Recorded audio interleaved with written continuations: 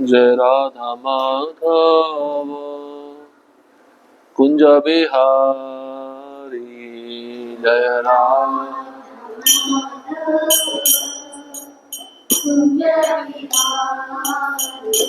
जय गोपी जन वल्लभ गिरिवरधारी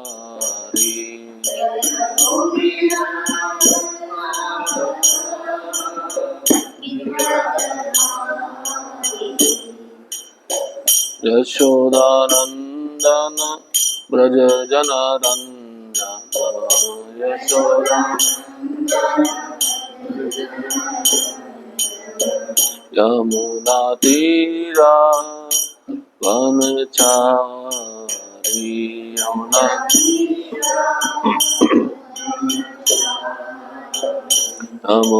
तीरा वनचारी यमुना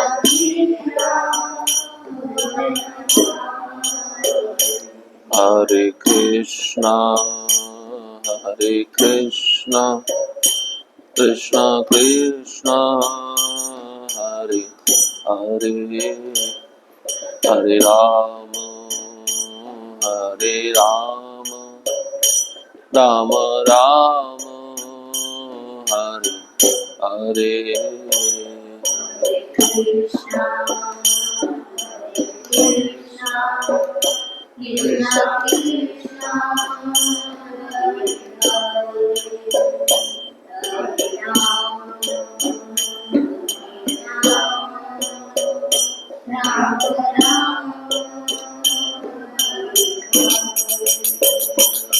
हरे कृष्णा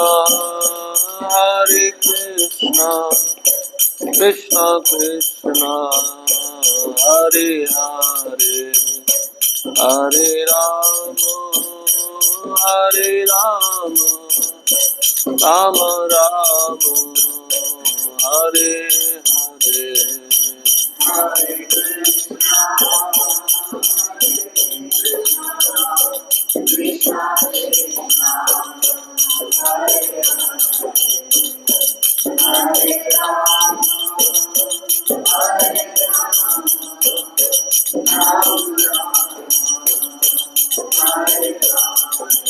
जय राधा श्याम सुंदर राधा श्याम सुंदर राधे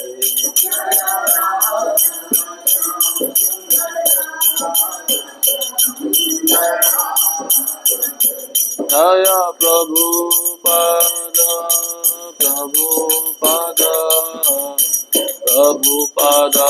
श्रील प्रभुपाद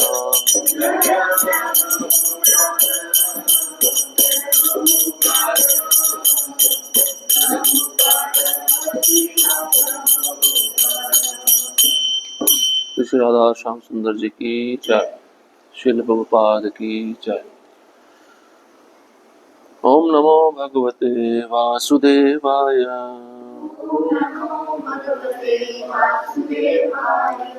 ओम नमो भगवते वासुदेवाय ओम नमो भगवते वासुदेवाय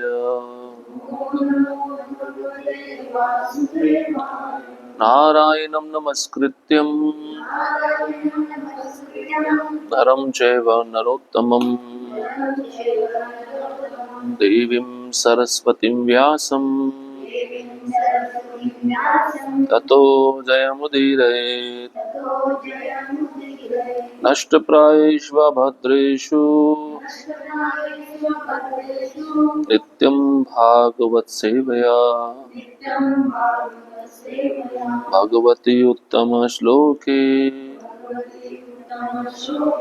भक्तिर्भवति नैष्टिकी। कृष्णाय वासुदेवाय देवकी नंदनाय च नंदगोपकुमाराय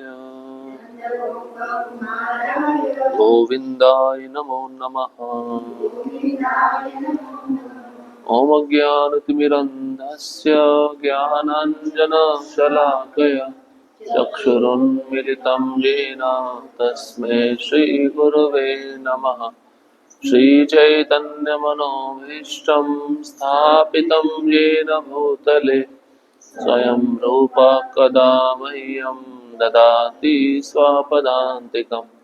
वन्देऽहं श्रीगुरोः श्रीयुतपदकमलं श्रीगुरुन् वैष्णवांश्च श्रीरूपं साग्रजातं सहगणा रघुनाथान्वितं तं सजीवं साद्वैतं सावधूतं परिजनसहितं कृष्णचैतन्यदेवं श्रीराधा कृष्णपादान् सहगणा ललिता श्रीविशाखानितांश्च हे कृष्णा करुणा सिन्धो दीनबन्धो जगत्पते गोपेश गोपिका कान्त राधाकान्त नमस्तुते। तप्त कांचन गौरांगी राधे वृंदावनेश्वरी वृषभानुसुते देवी प्रणमामि हरिप्रिये। वाञ्छाकल्पतरुभ्यश्च कृपा सिन्धुभ्यः च पतितानां पावनेभ्यो वैष्णवेभ्यो नमो नमः। नमो महावदन्याय कृष्णप्रेमप्रदायते कृष्णाय कृष्णचैतन्य नामिने गौरत्विषे नमः। नमः ओं विष्णुपादाय कृष्णपृष्ठाय भूतले श्रीमते भक्तिवेदांत स्वामिनिति नामिने। नमस्ते सारस्वते देवे गौरवाणी प्रचारिणे निर्विशेष शून्यवादी पाश्चात्य देश तारिणे। जय श्री कृष्ण चैतन्य प्रभु नित्यानंद श्री अद्वैत गदाधर श्रीवासादि गौर भक्त वृंद। हरे कृष्णा कृष्णा कृष्णा हरे हरे हरे राम राम राम हरे हरे। हरे कृष्णा। उपस्थित सभी भक्तों का स्वागत है। तो पिछले सत्र में हमने श्रीमद् भागवतम का प्रथम स्कंद का 9वां अध्याय शुरू किया था, जिसका शीर्षक था भगवान कृष्ण की उपस्थिति में भीष्म देव का देह त्याग। तो उस अध्याय के हम 20 श्लोक पढ़ चुके थे। तो पहले पिछले सत्र में जो हमने सुना था उसका रिवीजन करते हैं। हमने सुना था पांडव भीष्म देव जो शरशैया पर लेटे हैं वहां पर जाते हैं, उनको मिलने के लिए जाते हैं, और अन्य ऋषि भी साथ में रहते हैं। व्यास देव, धौम्य ऋषि, युधिष्ठिर महाराज भीष्म देव को आदर देते हैं, प्रणाम करते हैं, और भीष्म देव अपनी स्थिति के अनुसार हर एक का सम्मान करते हैं।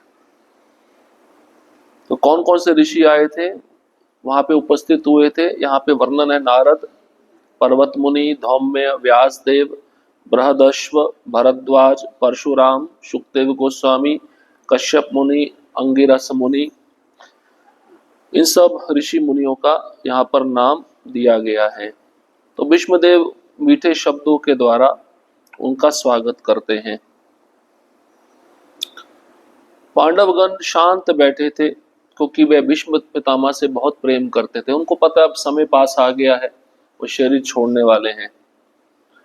और भीष्मदेव भी पांडवों के दुख को देखकर शोक व्यक्त करते हैं, पांडवों को संतावना प्रदान करते हैं, और मुख्य रूप से कुंती महारानी के विषय में कहते हैं, इसने आप पुत्रों की अपेक्षा ज्यादा दुख प्राप्त किया है।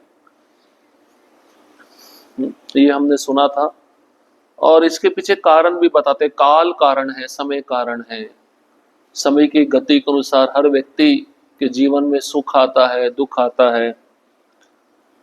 लेकिन विशेष बात बताते हैं, आप पांडवों के ऊपर ब्राह्मणों की, भगवान की, धर्म की कृपा थी, इसलिए आप इन सब दुखों को झेल पाए, सहन कर पाए।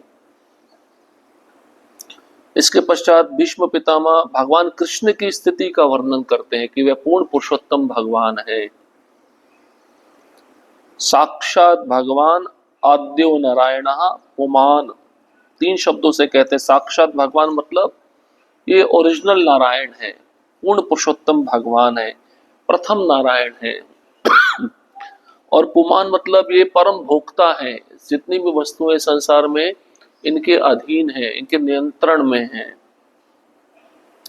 लेकिन मोहया माया लोकम गूढ़श्चरति विष्णुषु, लेकिन वृष्णि कुल में एक मनुष्य का रूप लेकर, मनुष्य जैसा रूप बनाकर हमको मोहित कर रहे हैं, भ्रमण कर रहे हैं।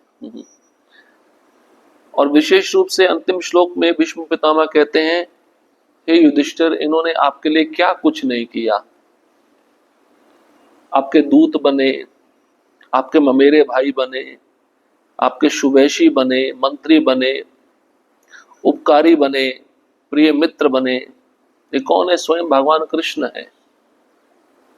लेकिन ये सब कार्य देखकर हमें मोह पैदा हो जाता है कि भगवान भी ऐसा कर सकते हैं क्या। इस तरह का बात भीष्म पितामह युधिष्ठिर महाराज को कह रहे थे। अब देखिए, बहुत सुंदर श्लोक है। अब भीष्म पितामह भगवान कृष्ण की और भी स्थिति का स्पष्ट वर्णन करते हैं।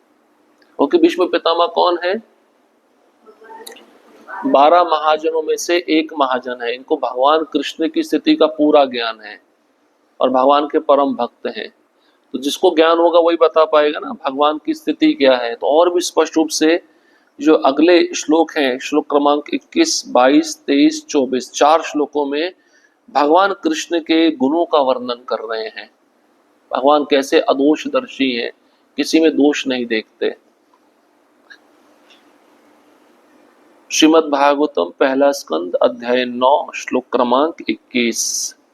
सर्वात्मनः समदृशो हृदयस्यानहंकृते तत्कृतं मतिवैषम्यम निर्वद्यस्य न क्वचित।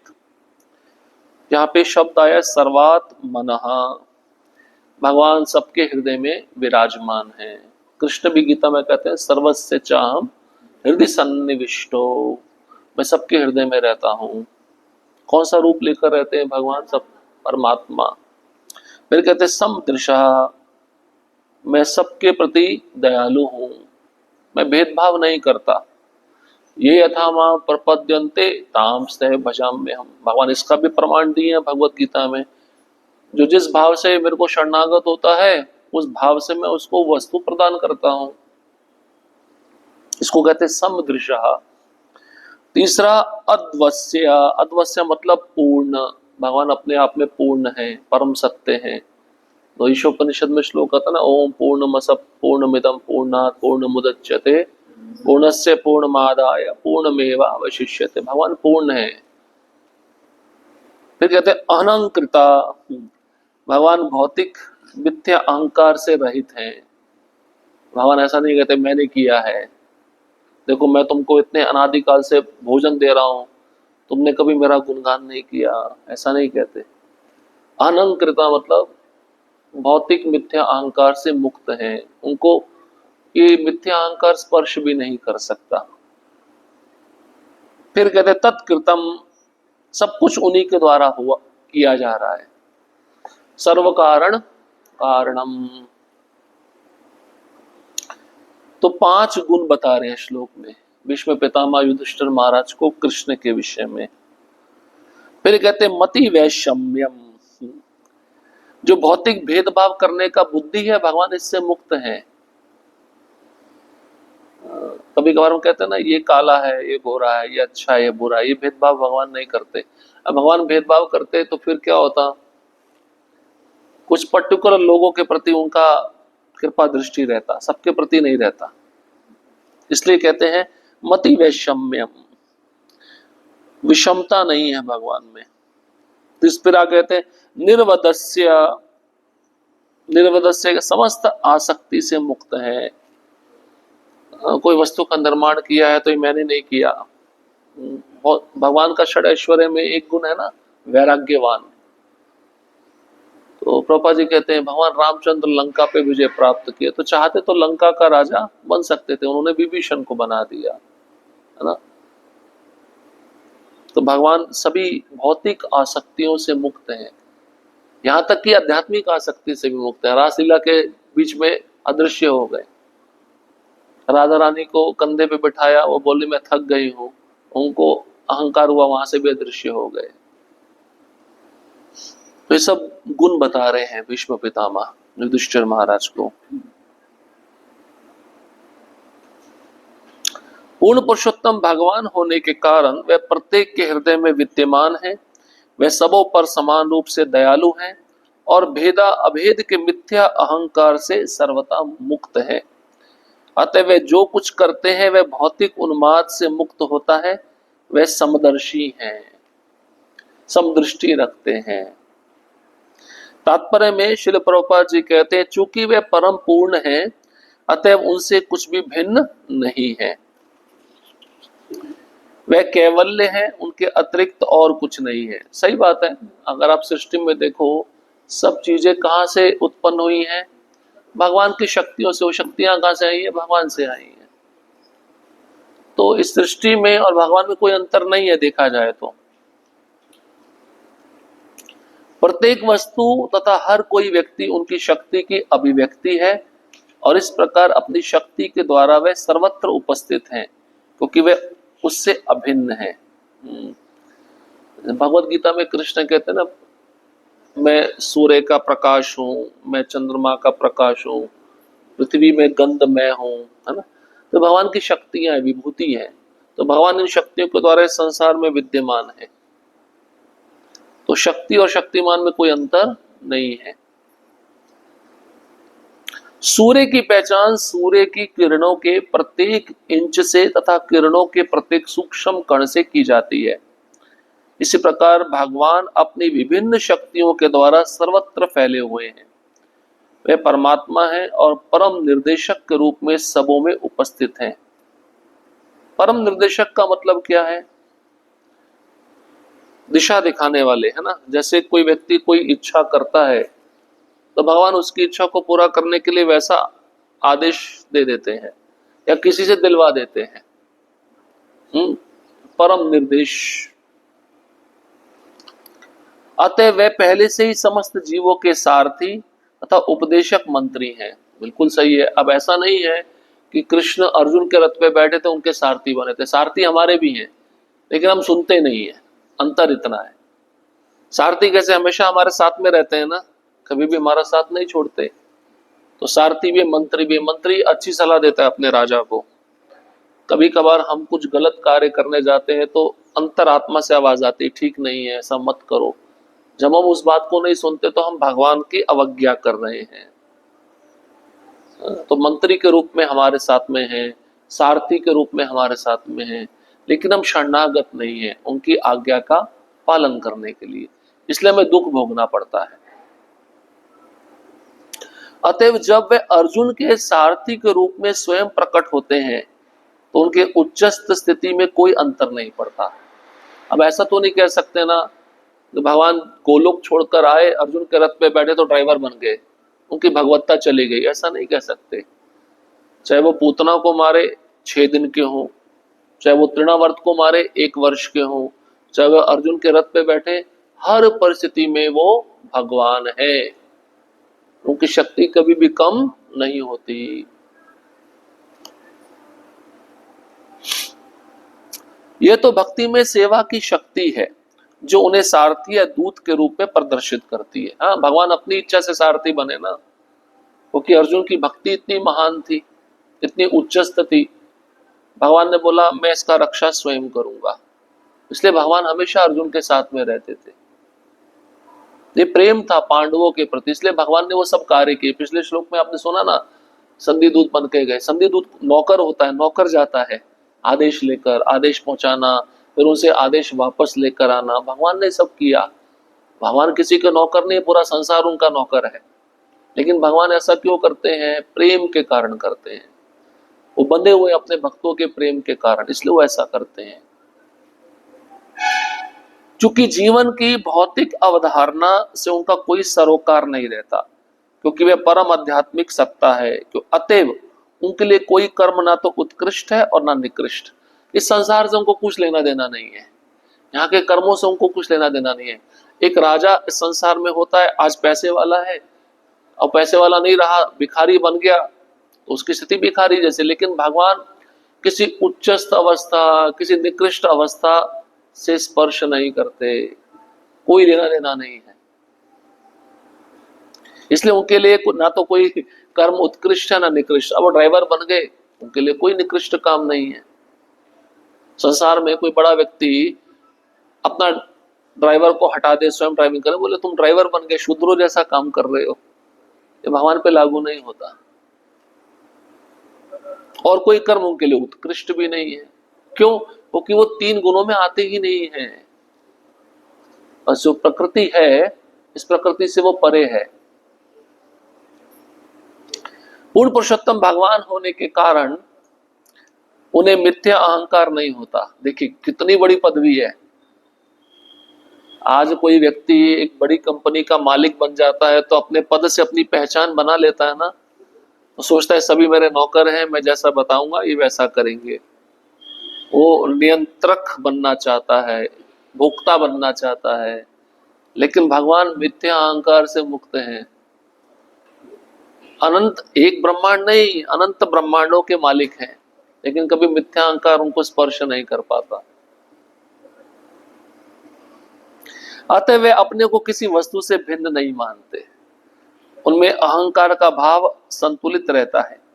अतः वे अपने शुद्ध भक्त के सारथी बनकर अपने को निकृष्ट नहीं मानते।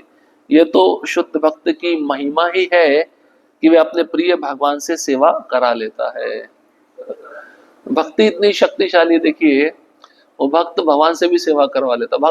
अच्छा ठीक है, भक्त नहीं भी करवाना चाहे, भगवान इच्छुक होते हैं करने के, भगवान बोलते मैं करूंगा। उसकी भक्ति इतनी महान होती है।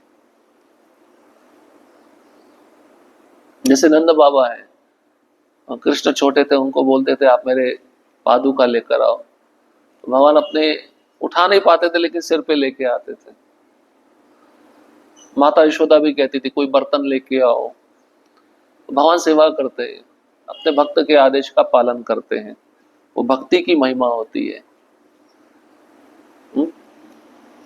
अब श्लोक क्रमांक 22 में विष्णु पितामह कहते समदर्शी हैं, लेकिन विशेष भक्तों के प्रति उनका रुझाव अधिक रहता है।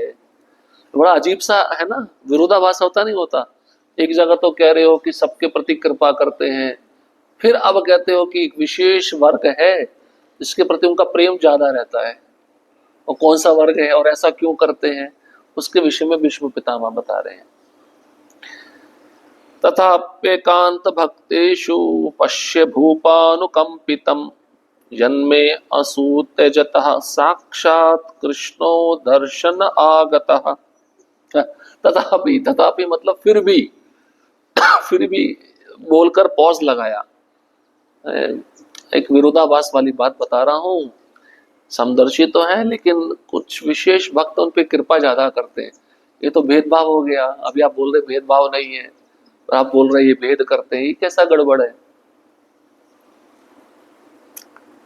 सबों पर समान रूप से दयालु होते हुए भी वे अब कृपा पूर्वक मेरे समक्ष आए हैं जब मैं मेरे जीवन का अंत कर रहा हूं, क्योंकि मैं उनका अनन्य सेवक हूं।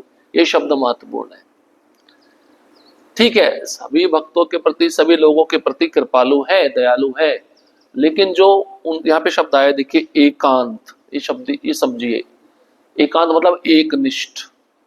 जैसे पतिव्रता नारी होती है ना, अपने पति के प्रति एकनिष्ठ है, बस उसका प्रेम अपने पति के लिए। ऐसे अगर भक्त का प्रेम भगवान के लिए एकनिष्ठ होता है और कुछ नहीं, तो भगवान उन पे विशेष कृपा करते हैं।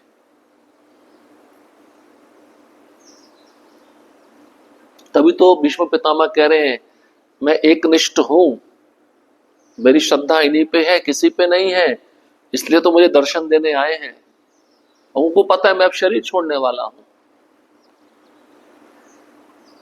मैं उनका अनन्य सेवक हूं। अनन्य, अनन्य का मतलब क्या है? किसी और का नहीं, केवल इन्हीं का। हाँ, आदर आप दे सकते हो दूसरों को, लेकिन प्रेम तो आप एक से करोगे ना। अगर कोई स्त्री सबसे प्रेम कर रही है, उसका स्थिति क्या होगा?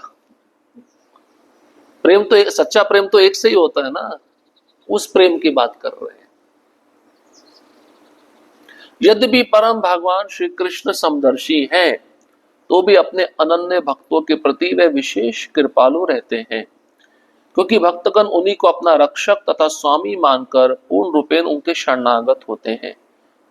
परमेश्वर को अपना रक्षक, मित्र तथा स्वामी मानकर उनमें अनन्य श्रद्धा रखना शाश्वत जीवन की सहज अवस्था है। सर्वशक्तिमान की इच्छा से जीव इस तरह बनाया गया है कि जब वह पूर्णतया आश्रित रहता है, तब वह सर्वाधिक सुखी होता है। हर कोई जीव इस संसार में किसी न किसी पे आश्रित है ना। कोई ऐसा कह सकता है कि मैं किसी पे आश्रित नहीं हूं। आश्रय का अर्थ क्या होता है, पहले समझना चाहिए। अब मनुष्य हर कोई वस्तु तो निर्माण नहीं कर सकता। कुछ ऐसी वस्तुएं जो भगवान ने निर्माण की है, उसके बिना हम जीवित नहीं रह सकते। उसको हम ग्रहण करें तो हम उन पे आश्रित हैं। इसको ऐसे समझना चाहिए। अब कोई बोले नहीं नहीं, मैं किसी पे आश्रित नहीं हूं, मैं अपनी चीज स्वयं बनाऊंगा, बना लो। ऐसा कोई बोल भी नहीं सकता है। और कोई बोल रहा है तो मिथ्या अहंकार के कारण बोल रहा है।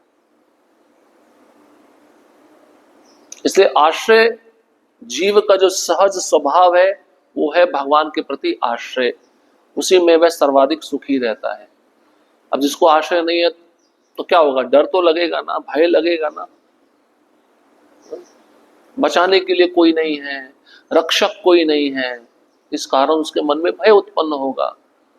इसलिए आश्रय केवल भगवान है।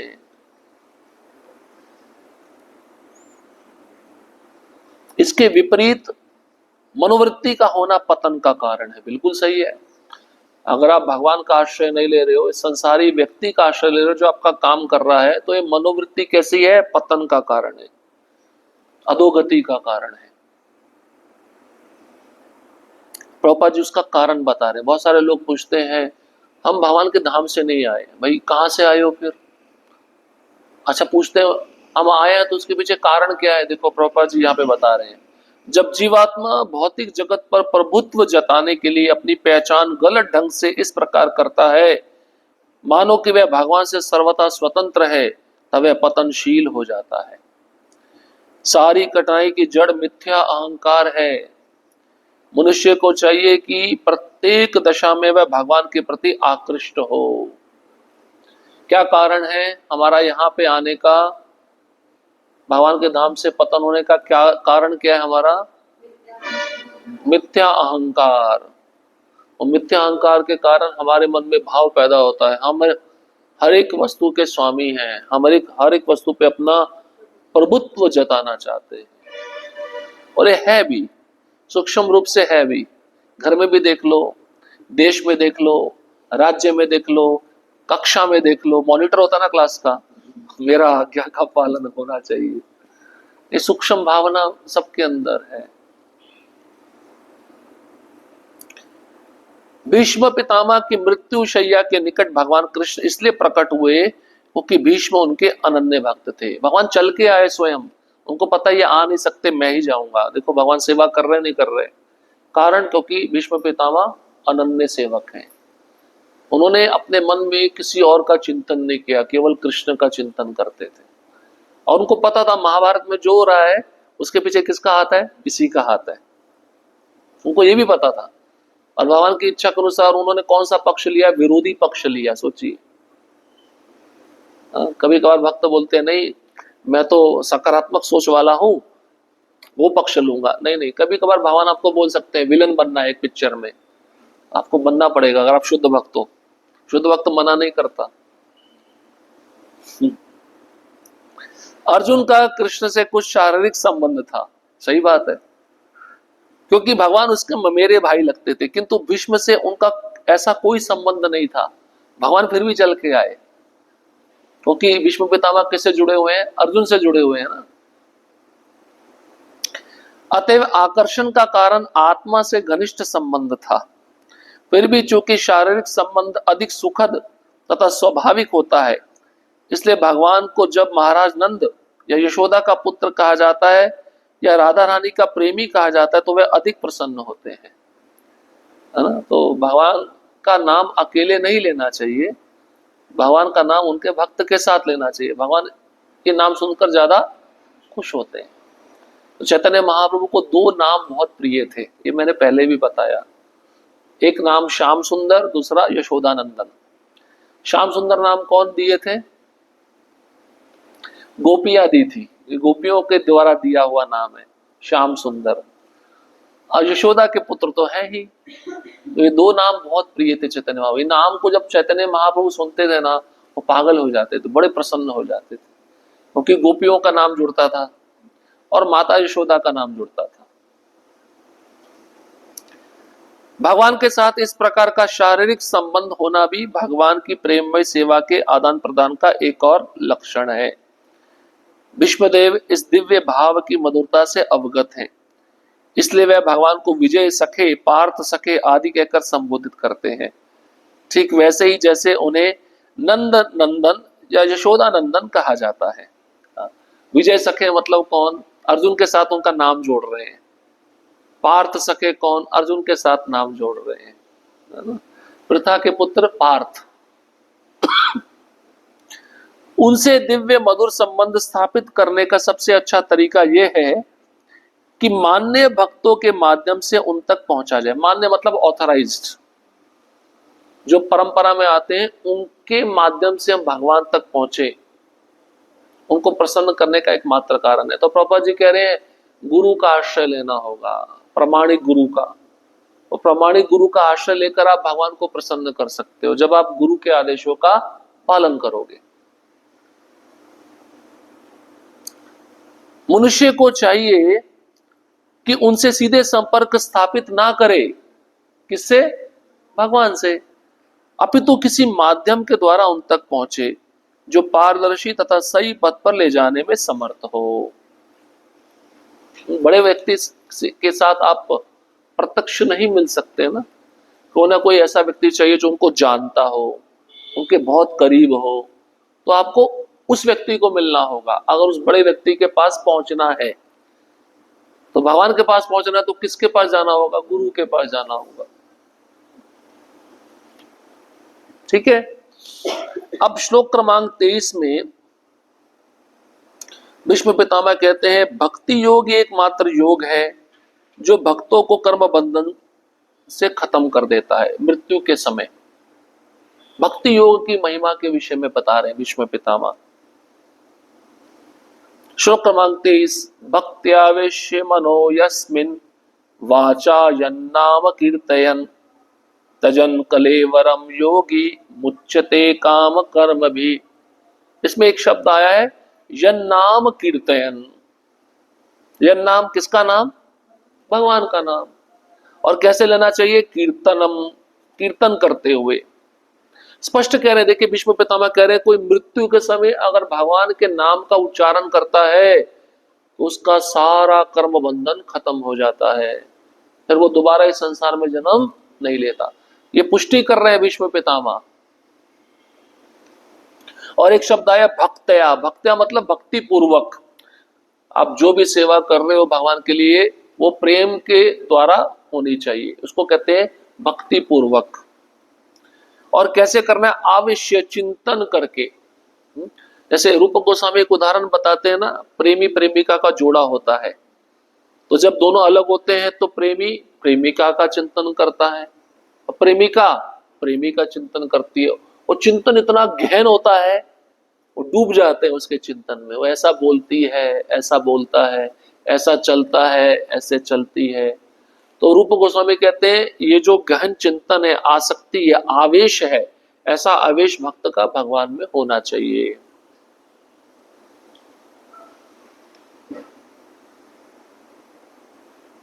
वे पुरुषोत्तम भगवान जो एकाग्र भक्ति तथा चिंतन से एवं पवित्र नाम के कीर्तन से भक्तों के मन में प्रकट होते हैं, वे उन भक्तों को उनके द्वारा भौतिक शरीर को छोड़ते समय सकाम कर्मों के बंधन से मुक्त कर देते हैं। अगर आप श्रद्धा पूर्वक नाम लेंगे तो नाम आपके हृदय में प्रकट हो जाएगा। वो नाम कौन है? भगवान ही है। और जब वह भक्त अपना शरीर छोड़ता है, शरीर छोड़ते समय उस भक्त ने जो भी सकाम कर्म किए उसका जो फल निर्माण हुआ है, वो फल ये नाम लेने से खत्म हो जाता है। इसका मतलब सकाम कर्म का फल अगर नष्ट हो गया तो दोबारा इस संसार में जन्म नहीं होता। कीर्तन की महिमा बता रहे। यत, यत मतलब कृष्ण का क्या नाम, पवित्र नाम। कीर्तन करते हुए जब कोई भक्त शरीर छोड़ता है, मुच्यते काम कर्म भी। मुच्यते मतलब मुक्ति, मुक्ति मतलब संसार से पलायन, भगवान के धाम वापस जाना। काम कर्म भी, सकाम कर्मों के फल की श्रृंखला खत्म हो जाती है। इसलिए नाम का आश्रय लेना चाहिए। योग का अर्थ है अन्य समस्त विषयों से हटाकर मन को केंद्रित करना, और वास्तव में ऐसी एकाग्रता समाधि है या भगवान की सेवा में 100% अनुरक्ति है। प्रभुपाद जी तात्पर्य में लिख रहे हैं, आप सुने ना अष्टांग योग। अष्टांग योग और ध्यान योग एक ही है। उसमें कौन से नियम आते हैं? यम नियम, आसन, प्राणायाम, प्रत्याहार। प्रत्याहार सबसे महत्वपूर्ण है। प्रत्याहार मतलब जहां जहां इंद्रियां आपकी भटक रही हैं, उन इंद्रियों को विषयों से हटाकर कृष्ण में लगाना होगा। कान कुछ शब्द ऐसे सुन रहे हैं जो कृष्ण से संबंधित नहीं है, तो उन शब्दों को ना सुनकर कृष्ण के नाम को सुनना होगा, महामंत्र को सुनना होगा। इसको कहते हैं प्रत्याहार। हर एक इंद्रियों की अपना आहार है ना, खाना है ना, भोजन है ना। आंख एक इंद्रिय है, उसका खाना क्या है? रूप। कान एक इंद्रिय है, उसका भोजन क्या है? शब्द, है ना। नासिका एक इंद्रिय, उसका भोजन क्या है? गंध। तो इन सब इंद्रियों को जहां जहां विचरण कर रही है विषयों में, उससे हटाकर कृष्ण में लगाना, इसको कहते हैं प्रत्याहार। ये सबसे महत्वपूर्ण है। योगी को यही करना पड़ता है। और जब निरंतर ऐसा करता है तो उसका मन एकाग्रचित्त हो जाता है। किस पर? भगवान के रूप पर। आपने लौ देखा है? कैंडल का जो मोमबत्ती का लौ होता है ना, जब एकदम स्ट्रेट जाता है, उसको एकाग्र, हिलता डुलता नहीं है। जब हवा होगी तो हिलेगा डुलेगा। भागवतम में बहुत अच्छा उदाहरण दिया है। आप उस लौ को चिमनी से कवर कर दो तो हवा नहीं आएगी ना, फिर वो लौ एकदम स्ट्रेट जाएगा, हिलेगा डुलेगा नहीं। इसका मतलब क्या है? वो जो चिमनी है भक्तों का संग है, और जो लौ है वो मन है, हिल डुल रहा है हवा के कारण। हवा क्या है? विषय, संसार के भोग। जैसे आप उसको ढक दोगे, उसको कवर कर दोगे, तो वो स्ट्रेट जाएगा, मतलब स्थिर हो जाएगा, मन स्थिर हो जाएगा। ये हमको करना पड़ेगा। और जब हम ये करेंगे तो यहाँ पे प्रभुपाद जी कहते हैं समाधि की अवस्था प्राप्त होगी। समाधि क्या है? योगी जैसा समाधि की बात नहीं कर रहे, गोपियों जैसे समाधि की बात कर रहे हैं। गोपियां घर में रहती थी, गाय को धो रही है तो कृष्ण का चिंतन चल रहा है, गोबर लीप रही है तो कृष्ण का चिंतन चल रहा है, घर में कुकिंग कर रही है तो कृष्ण, यही समाधि है। इसको समाधि कहते हैं। आप जो अब कलयुग में आप हिमालय जाकर ऐसा समाधि नहीं ले सकते, इसको समाधि बोला गया है। और प्रभुपाद जी भगवत गीता के 12वें अध्याय के 5वें श्लोक के तात्पर्य में लिखते हैं, जो भक्त होता है मंदिर में जो सेवा करता है, अब भगवान के बर्तन धोना, मंदिर का मार्जन करना, भगवान के लिए सब्जी खरीद के लाना, जब उसका सतत चिंतन इस सेवा के साथ चल रहा है, यही समाधि है। सुबह उठने से लेकर मंगलारती से लेकर रात के सोने तक जो सेवा वो कृष्ण का चिंतन करते हुए कर रहा है, वो समाधि है। समाधि अवस्था में जा चुका है। इसको कहते हैं गहन चिंतन, आवेश। जो मन अभी संसार के आवेश में है, उसको हटाकर इस स्थिति में लाना पड़ेगा। भीष्म पितामह ऐसा युधिष्ठिर महाराज को बता रहे हैं। देखिए आगे बहुत सुंदर तात्पर्य है। जो इस प्रकार अपने चित्त को एकाग्र करता है वह योगी कहलाता है। उसको कहते हैं योगी। ये बाबा रामदेव वाला योग का बात नहीं हो रहा है, एक दो आसन कर लिए, शरीर ठीक हो गया, पेट में दर्द हो रहा है, इसका ये आसन है, इसको योग नहीं कहा गया। ये होता है असली योग। आत्मा का भगवान के साथ कनेक्शन पूरा स्थिर, एकाग्रचित, इसको योग बोल रहे हैं प्रभुपाद जी। भगवान का ऐसा योगी भक्त भगवान की सेवा में प्रतिदिन 24 घंटे लगा रहता है। देखिए वही बात आ गई, वो कृष्ण के अलावा किसी और का चिंतन करता ही नहीं है।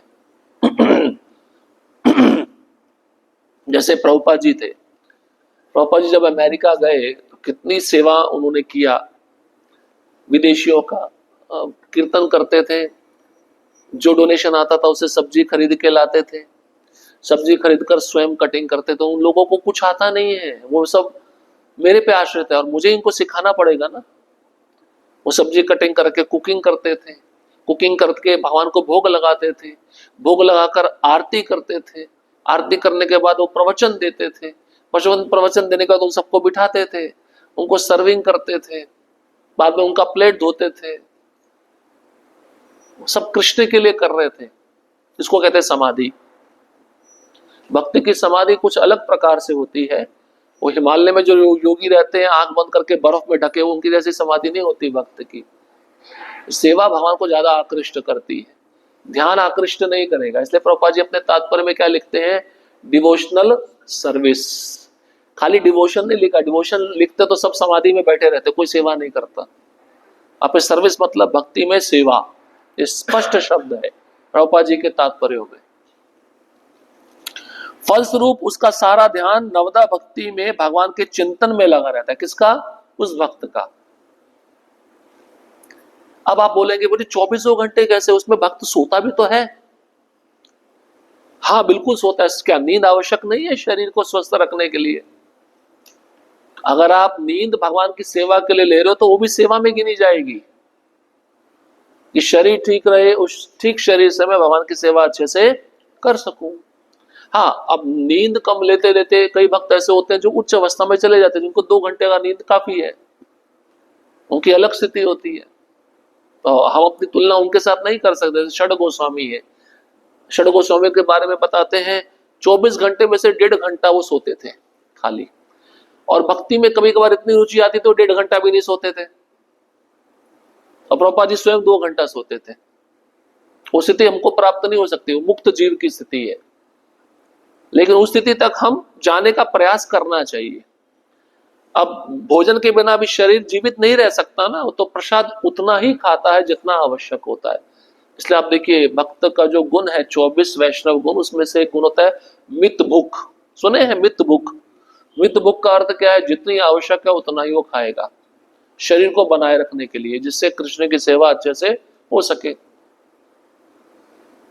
तो बुरा नहीं है, कृष्ण की सेवा के लिए वो ऐसा कर रहे हैं ना। नवदा भक्ति में श्रवण, कीर्तन, स्मरण, पूजन, स्तुति, दास्य भाव, आज्ञा पालन, सख्य भाव या समर्पण सम्मिलित है।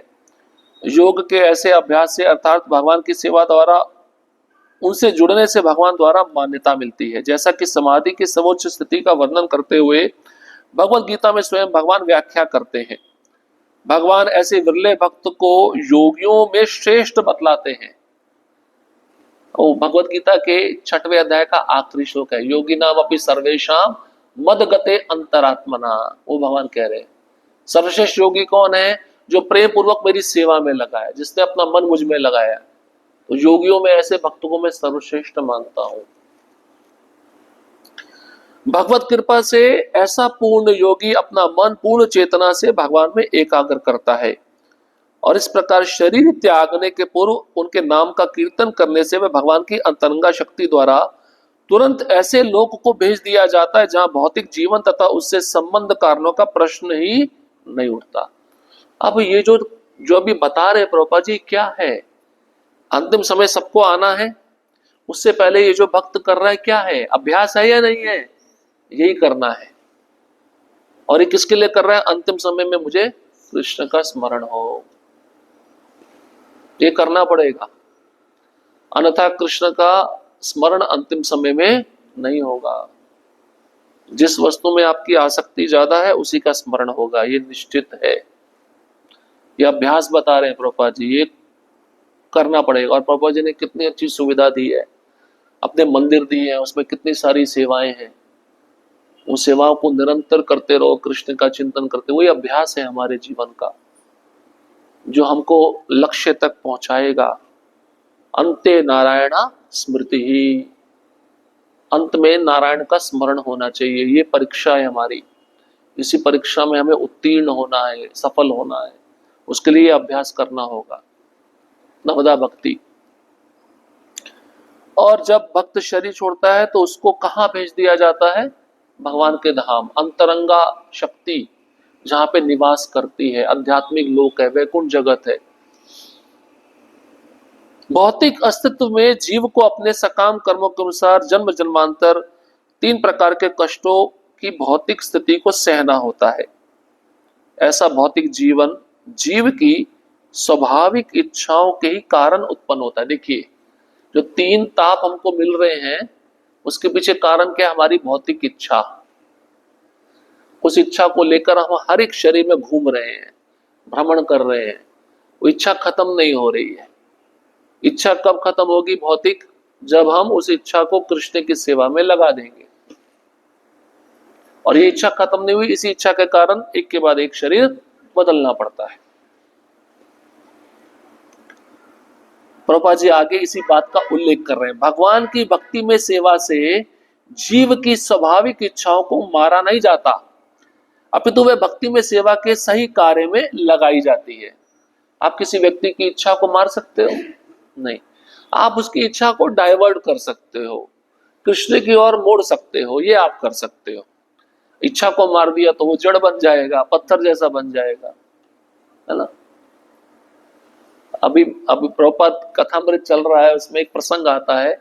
2 वृद्ध महिलाएं प्रभुपाद के पास आती हैं और प्रभुपाद के पास आकर बोलती हैं, कुछ समय चुप रहती है। एक महिला बोलती है, हमने 20 सालों तक ध्यान किया है। तो प्रभुपाद जी बोले, ध्यान से तुमको क्या मिला? एक स्त्री बोलती है, हम मौन रहना सीख गए। प्रभुपाद बोले, मौन तो पत्थर भी रहते हैं। पत्थर नहीं बोलता ना, तुम भी नहीं बोल रही हो, तो पत्थर और तुम में क्या अंतर है? प्रभुपाद क्या कहना चाह रहे हैं? कृष्ण के लिए बोलो, कृष्ण का गुणगान करो, ये सबसे बड़ा मौन है।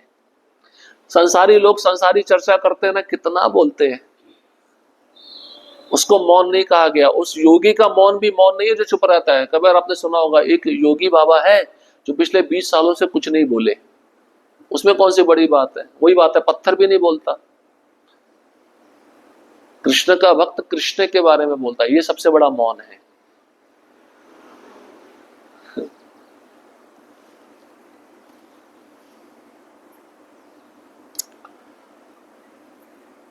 इससे इच्छाओं के वैकुंठ में अंतरित होने की योग्यता आ जाती है। यहां पर सेनापति भीष्मदेव यहां पर विशेष प्रकार के योग का उल्लेख कर रहे हैं जिसे भक्ति योग कहते हैं। और वे भाग्यशाली थे कि भौतिक शरीर को त्यागने के पूर्व अपने समक्ष साक्षात भगवान श्री कृष्ण को उपस्थित देख रहे थे। कितने भाग्यशाली है भगवान। आप सोचिए, किसी के सामने मृत्यु के समय आ रहे हैं। एक ऐसा प्रसंग भगवान राम में भी आता ना, जटायु, है ना। जटायु जी भगवान राम के गोद में अपना शरीर छोड़ते हैं, भगवान स्वयं उनका अंतिम संस्कार। ये भी विशेष जीव थे जटायु, दशरथ जी के बहुत घनिष्ठ मित्र थे। एक वो प्रसंग है, एक ये प्रसंग है। बहुत विशेष भक्त होते हैं जो भगवान के सामने शरीर छोड़ते हैं।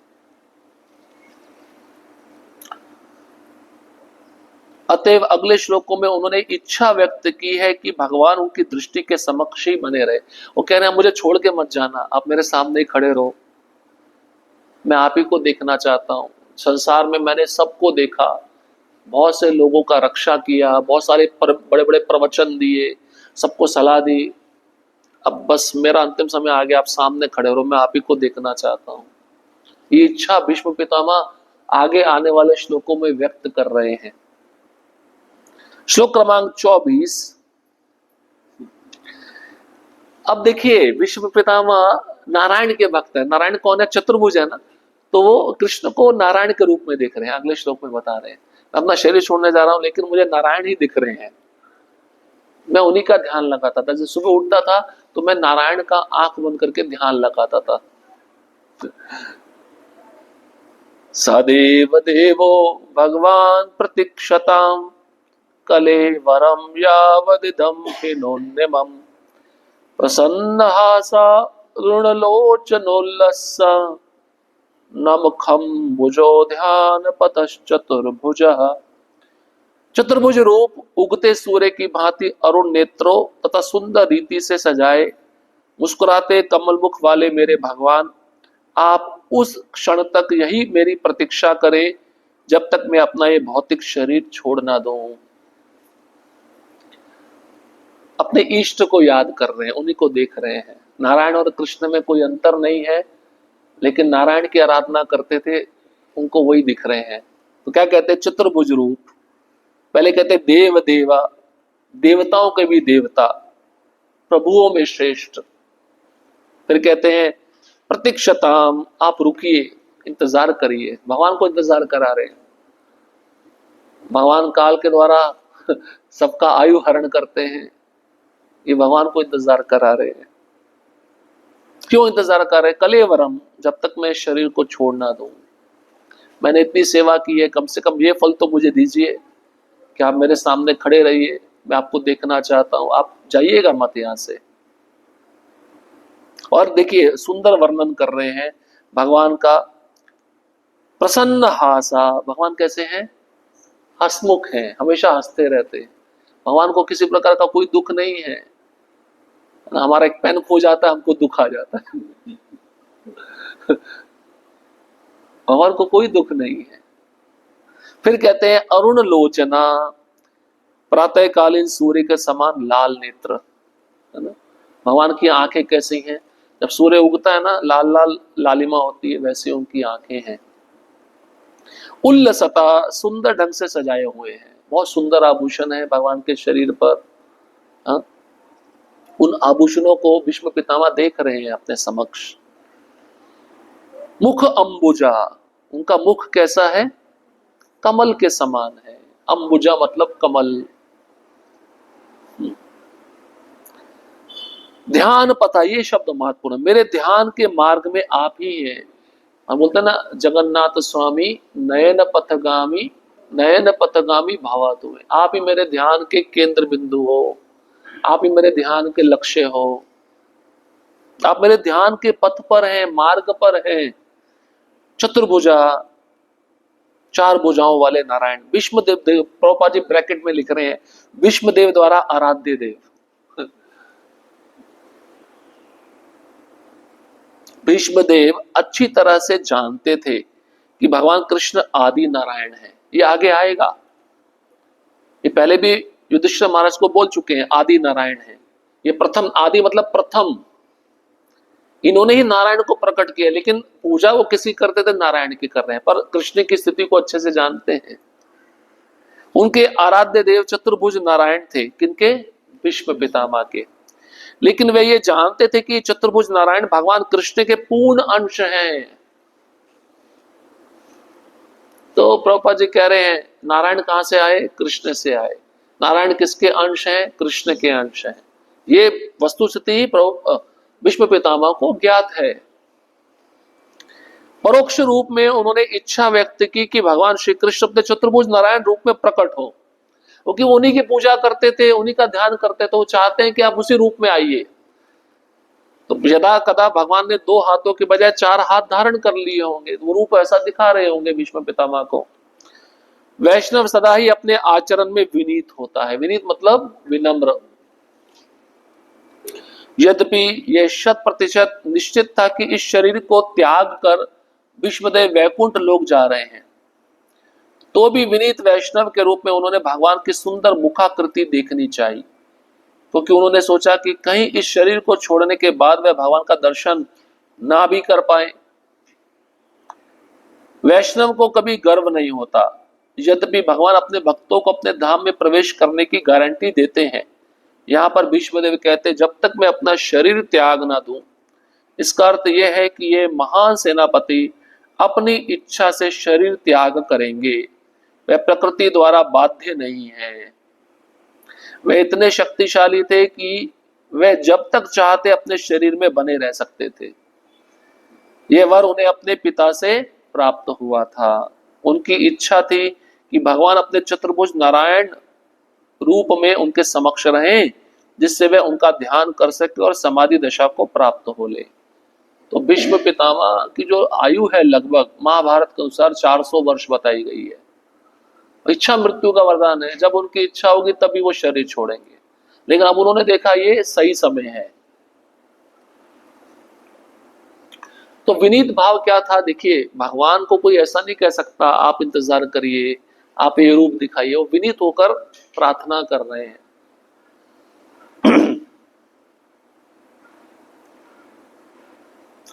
तब उनका मन भगवान का चिंतन करके पवित्र हो जाए, फिर वे कहीं भी जाएं इसकी उन्हें परवाह नहीं रहेगी। एक शुद्ध भक्त भगवत धाम वापस जाने के लिए कभी भी चिंतित नहीं रहता। विशेष बात बता रहे हैं, आप ध्यान अपना दर्शन दीजिए, मैं ध्यान से देखूंगा। अगर आप नहीं चाहते तो ठीक है, लेकिन ये भी आपकी इच्छा पे निर्भर है। तो भक्त की ऐसी इच्छा नहीं होती है कि मुझे भगवत धाम ही जाना है, भगवान उसको कहीं भी लेके जाए वो जाने को तैयार रहता है। ऐसा प्रभुपाद जी लिख रहे हैं। वह तो भगवान की इच्छा पर पूर्णतः आश्रित रहता है। यदि भगवान उसे नरक भी भेजना चाहे, वैसे भगवान भेजेंगे क्या नरक? नहीं भेजेंगे, तो भी वे समान रूप से तुष्ट होता है। और ठीक है, आप वैकुंठ नहीं भेज रहे, नरक भेज रहे हो तो भी ठीक है। शिव जी बोले हैं ना पार्वती को, वृत्तासुर का वृत्तांत आता ना, माता पार्वती श्राप देती है चित्रकेतु को, उसमें बोले हैं भगवान नारायण का भक्त समदृश्य होता है, उसको स्वर्ग भेजो, नरक भेजो, वैकुंठ भेजो, उसके लिए समान है, उसमें कोई भेदभाव नहीं है।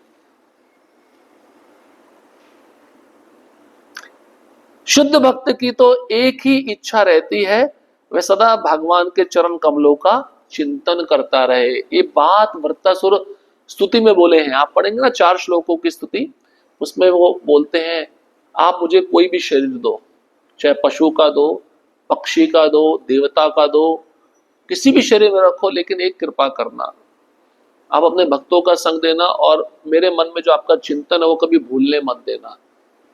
मुझे शरीर कोई भी मिले मेरे कर्मों के अनुसार मुझे वो चलेगा, लेकिन आपका चिंतन नहीं जाना चाहिए मेरे मन से।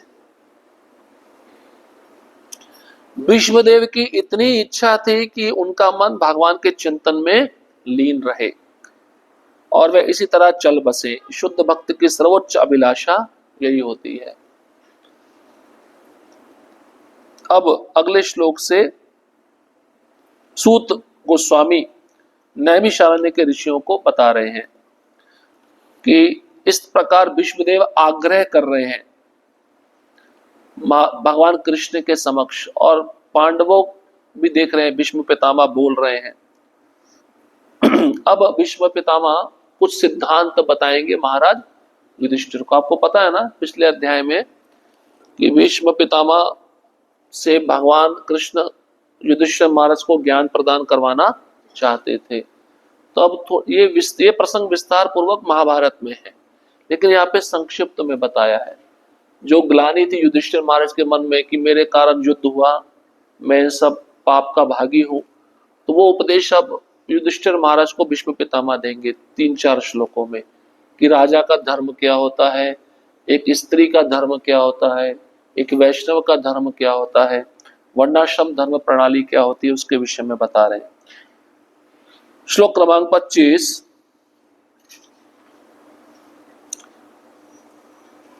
सूत उवाच युधिष्ठिरस्तदा कर्ण्य शयानं शरपञ्जरे अपृच्छद्विविधान् धर्मान् ऋषीणां चानुशृण्वताम्।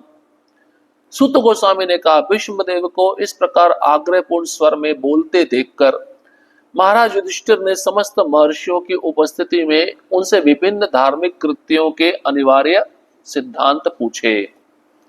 अब इसमें हम डिटेल में नहीं जाएंगे, जो मेन है वो पढ़ेंगे।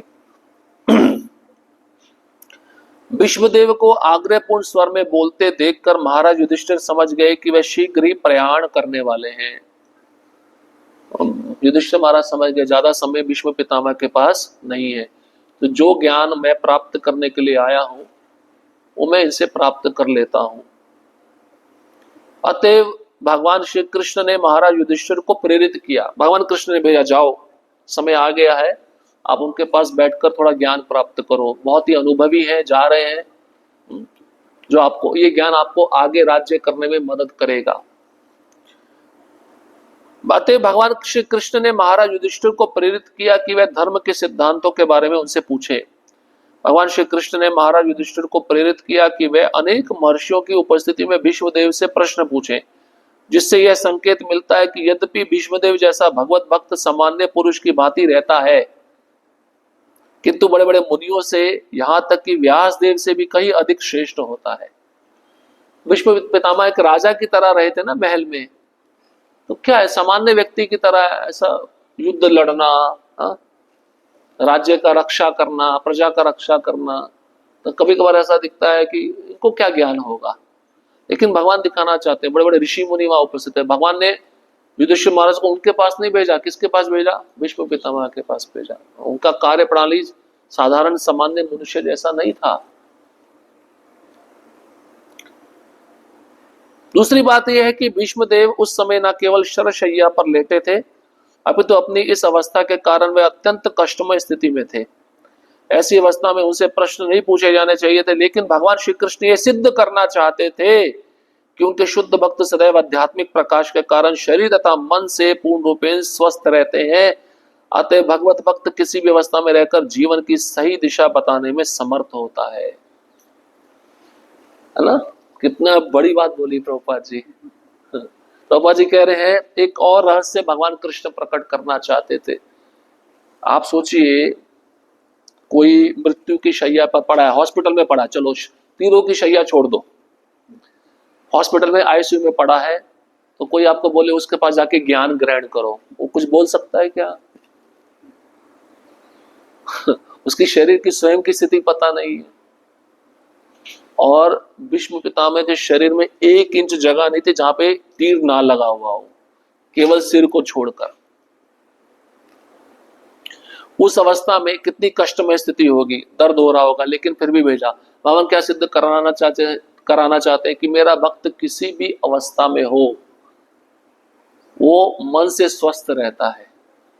शरीर से स्वस्थ नहीं है, लेकिन मन से स्वस्थ रहता है, आत्मा से स्वस्थ रहता है। मतलब वो देहात्म बुद्धि में होता ही नहीं है। आपने प्रभुपाद जी का अंतिम वीडियो देखा है शरीर छोड़ते समय? प्रभुपाद जी का शरीर कैसा हो गया था? केवल हड्डियां, नसें बाहर आ गई थी, कुछ नहीं था शरीर में।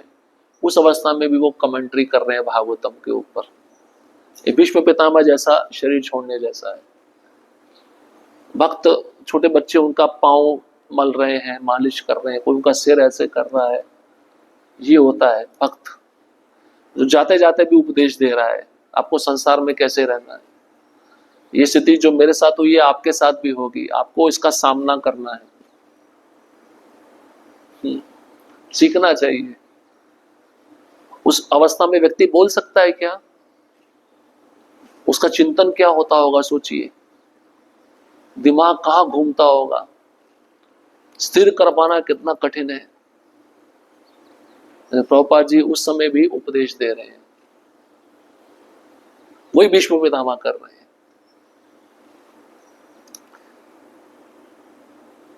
युधिष्ठिर भी चाहते थे कि वहां पर उपस्थित व्यक्तियों से, जो भीष्मदेव से भी अधिक विद्वान लगते थे, उनसे ना पूछ करके अपनी समस्याओं का समाधान भीष्मदेव से करें। यह सब चक्रधारी श्री कृष्ण की योजना थी, क्योंकि वे अपने भक्त की महिमा को संस्थापित करना चाहते हैं। भक्त मेरा किसी भी स्थिति में रहे, वो मेरे ही आश्रय में रहता है और शरीर की भावना में नहीं रहता। संसार पूरा शरीर की भावना में है ना, और शरीर की भावना ज्यादा होती तो कष्ट भी शरीर को ज्यादा ही होगा। इसलिए कभी कभार तपस्या करने को मिलती है, कर लेना चाहिए। ठंडे पानी से नहाना, अभी जो गर्मी आती है ना, नंगे पैर चलना, शरीर की भावना से मुक्त होना चाहिए। पिता चाहता है कि उसका पुत्र उसकी अपेक्षा अधिक प्रख्यात बने। भगवान चाहते हैं मेरा जो पुत्र है उससे अधिक प्रख्यात, मुझसे अधिक प्रख्यात बने, मुझसे अधिक प्रसिद्ध बने। भगवान भीष्म पितामह को आगे बढ़ाना चाहते हैं, बोले तुम आगे बढ़ो, मैं आपके पीछे हूं। भगवान जोर देकर घोषित करते हैं कि उनके भक्तों की पूजा उनकी खुद की पूजा से अधिक महत्वपूर्ण है। श्लोक क्रमांक 26, ये प्रसंग है। पुरुषस्व भाव विहितान यथा वर्णम यथा श्रमम वैराग्य रागोपाधिभ्याम मामना तो भय लक्षणान। महाराज युधिष्ठिर के पूछे जाने पर भीष्मदेव ने सर्वप्रथम व्यक्ति की योग्यताओं के अनुसार जातियों के वर्गीकरण, वर्ण तथा जीवन के आश्रमों का वर्णन किया। फिर उन्होंने क्रमबद्ध रूप से निवृत्ति तथा प्रवृत्ति नामक दो उपखंडों का वर्णन किया। तो वर्णाश्रम धर्म जानते हैं ना, वर्ण और आश्रम। वर्ण 4, ब्राह्मण, क्षत्रिय, वैश्य, शूद्र। आश्रम ब्रह्मचारी, गृहस्थ, वानप्रस्थ, संन्यास। तो इन 8 के बारे में क्रम पूर्वक उन्होंने युधिष्ठिर महाराज को बताया। इनके कृत्य क्या होते हैं, इनके व्यवहारिक कर्म क्या होते हैं, इनको क्या करना चाहिए। ठीक है।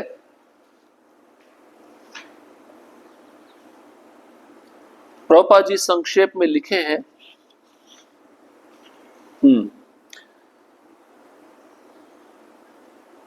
सभ्य मनुष्यों के लिए वर्णाश्रम धर्म की संस्तुति इसलिए की जाती है जिससे वे मानव जीवन को सफलतापूर्वक समाप्त करने की शिक्षा प्राप्त कर सके। आहार, निद्रा, भय तथा मैथुन में रत निम्न पशुओं के जीवन में और आत्म साक्षात्कार में अंतर है। भीष्मदेव ने सभी मनुष्यों के लिए 9 योग्यता बताई हैं। देखिए, आप किसी भी वर्ण में हो, किसी भी आश्रम में हो, ये 9 गुण बता रहे हैं भीष्मदेव युधिष्ठिर महाराज को निमित्त बना के। क्या कहते हैं? क्रोध ना करना, झूठ ना बोलना, धन संपदा का समान वितरण करना, क्षमा करना, अपनी वैध पत्नी से ही संतान उत्पन्न करना, मन से शुद्ध तथा शरीर से स्वच्छ रहना, किसी के प्रति शत्रु भाव ना रखना, सरल होना तथा सेवकों या आश्रितों का पालन करना। उपर्युक्त प्राथमिक योग्यताओं को अर्जित किए बिना मनुष्य को सभ्य नहीं कहा जा सकता। मतलब अगर ये 9 गुण किसी में नहीं है तो वह मनुष्य नहीं कहलाया जा सकता, वो पशु है। तो जो वर्ण, जो आश्रम में है, कम से कम ये 9 गुण उसमें होने चाहिए।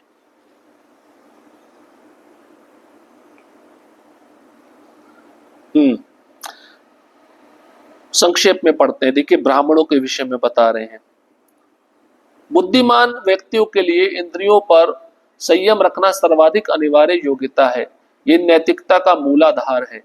अपनी वैध पत्नी से भी नियंत्रित रूप में मैथुन करना चाहिए जिससे स्वतः परिवार नियोजन हो सके। बुद्धिमान मनुष्य यदि वैदिक जीवन प्रणाली नहीं अपनाता तो वह अपनी योग्यताओं का दुरुपयोग कर रहा होता है। अब भौतिक संसार में आप यही देख रहे हो ना, कोई भी ब्राह्मण नहीं है, अपने मन से जो भी इच्छा होती है उसको पूरा करने में लगा हुआ है।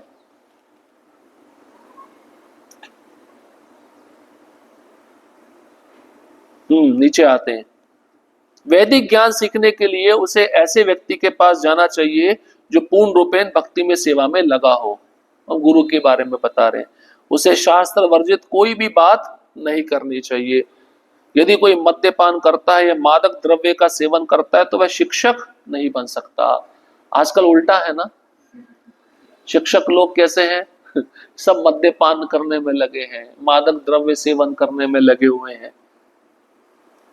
आधुनिक शिक्षण प्रणाली में शिक्षक की शैक्षिक योग्यताओं पर ही ध्यान दिया जाता है, उसके नैतिक जीवन पर नहीं। हाँ, आपने कौन सी डिग्री ली है, चलो आपको नौकरी मिल गई, उसके नैतिक मूल्य पे कोई विचार नहीं है। उसका माताओं के प्रति कैसा देखना है, कैसा बातचीत करना है, वो मद्यपान, इसके बारे में कोई विचार नहीं करता। हाँ, आप, हमें डिग्री चाहिए, आपने ये शिक्षा लिया है, आप नौकरी कर सकते हो। इसके आधार पर व्यक्ति आजकल कार्य कर रहा है। शासक वर्ग, क्षत्रिय के बारे में बता रहे हैं। उसके सदस्यों अर्थात क्षत्रियों को विशेष सलाह दी जाती है कि वह दान तो दे किंतु किसी भी परिस्थिति में दान ना ले। दान लेने का धर्म किसके पास है? ब्राह्मणों के पास है। ब्राह्मणों को छोड़कर किसी अन्य व्यक्ति को दान नहीं लेना चाहिए।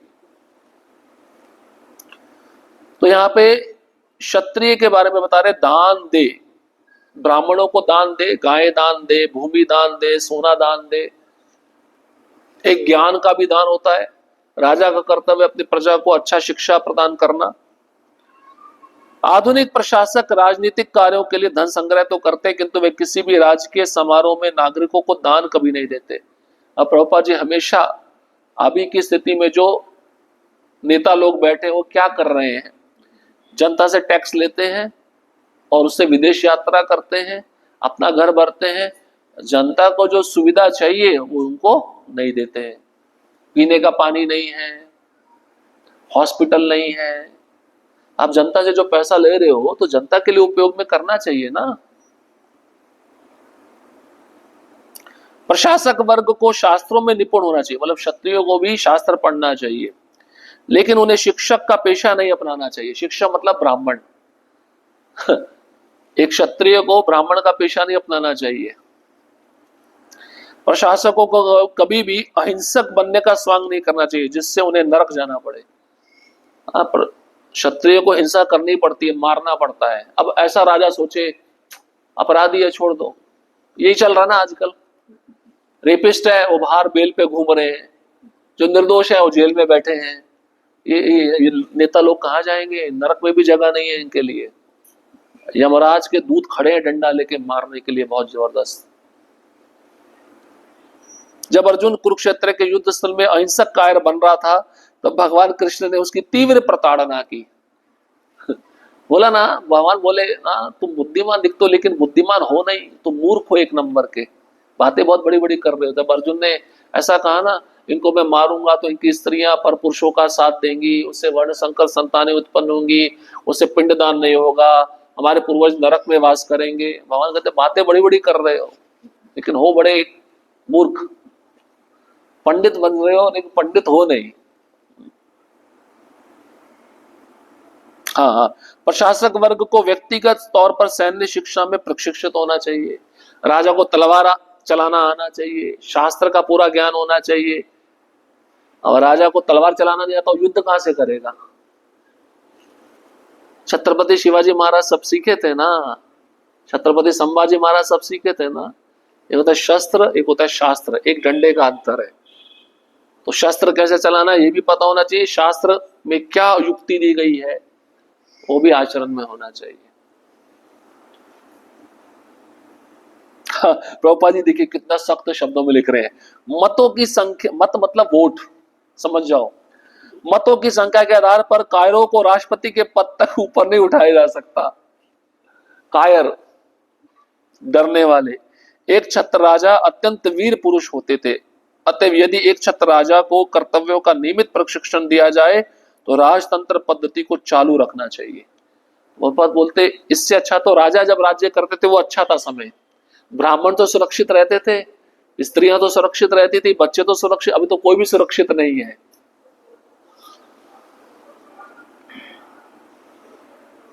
युद्ध में राजा या राष्ट्रपति को तब तक घर नहीं लौटना चाहिए जब तक वह शत्रु द्वारा घायल ना हो जाए। अब वो लोग भाग के आ गया तो जो रानी, प्रभुपाद एक प्रवचन में बोले, रानी पहले देखती थी दरवाजे से, किले का दरवाजा नहीं खोलती थी वो, कि युद्ध लड़के आया नहीं आया है। लड़के या तो वीर गति को प्राप्त हो जाओ या तो युद्ध जीत के आओ। आया तो घायल होके आया ठीक है, अगर घायल होके नहीं आया, युद्ध छोड़ के आया है तो रानी किले का दरवाजा नहीं खोलती थी। बोले कायर। आज का तथाकथित राजा कभी युद्ध भूमि में तो जाता ही नहीं। देखो चल रहा है वोटिंग, चल रहा है, देख रहे हो प्रचार, हम आपका जीवन सुधारेंगे। ये अपना जीवन तो सुधार नहीं पा रहे, हमारा जीवन सुधारेंगे। मूर्ख लोग हैं। वोट हाँ बीजेपी कांग्रेस, कोई अच्छा नहीं है। प्रभुपाद जी लिख रहे हैं आज का तथाकथित राजा कभी युद्ध भूमि में तो जाता ही नहीं है, केवल आदेश छोड़ता है। हाँ लड़ो, पीछे से आदेश छोड़ेगा। पहले के राजा लोग फ्रंट लाइन पर रहते थे तलवार खाने के लिए, उससे सैनिकों को उत्साह मिलता था, हमारा राजा ऐसा है हम भी लड़ेंगे, उसके लिए जी जान लड़ा देंगे। अभी हम बैठे आराम से अपने एसी रूम में, तुम लड़ो, अच्छा है। वह झूठी राष्ट्रीय प्रतिष्ठा की आशा में सैनिक शक्तियों को कृत्रिम रूप से प्रोत्साहित करने में अत्यंत दक्ष होता है। जैसे जैसे प्रशासक वर्ग वणिकों तथा श्रमिकों की टोली का रूप धारण कर लेता है तो सरकार की सारी प्रणाली ही दूषित हो जाती है। अब व्यापारी वर्ग, वैश्य वर्ग के बारे में पता है। वैश्यों को विशेष रूप से आदेश है कि वे गायों की रक्षा करे। अभी आजकल दुकान खोल के बैठे हैं सब वैश्य लोग, कोई गाय तो गई भाड़ में, गाय का हमको रक्षा करें, गायों को कटने के लिए भेज दो, खुला छोड़ दो।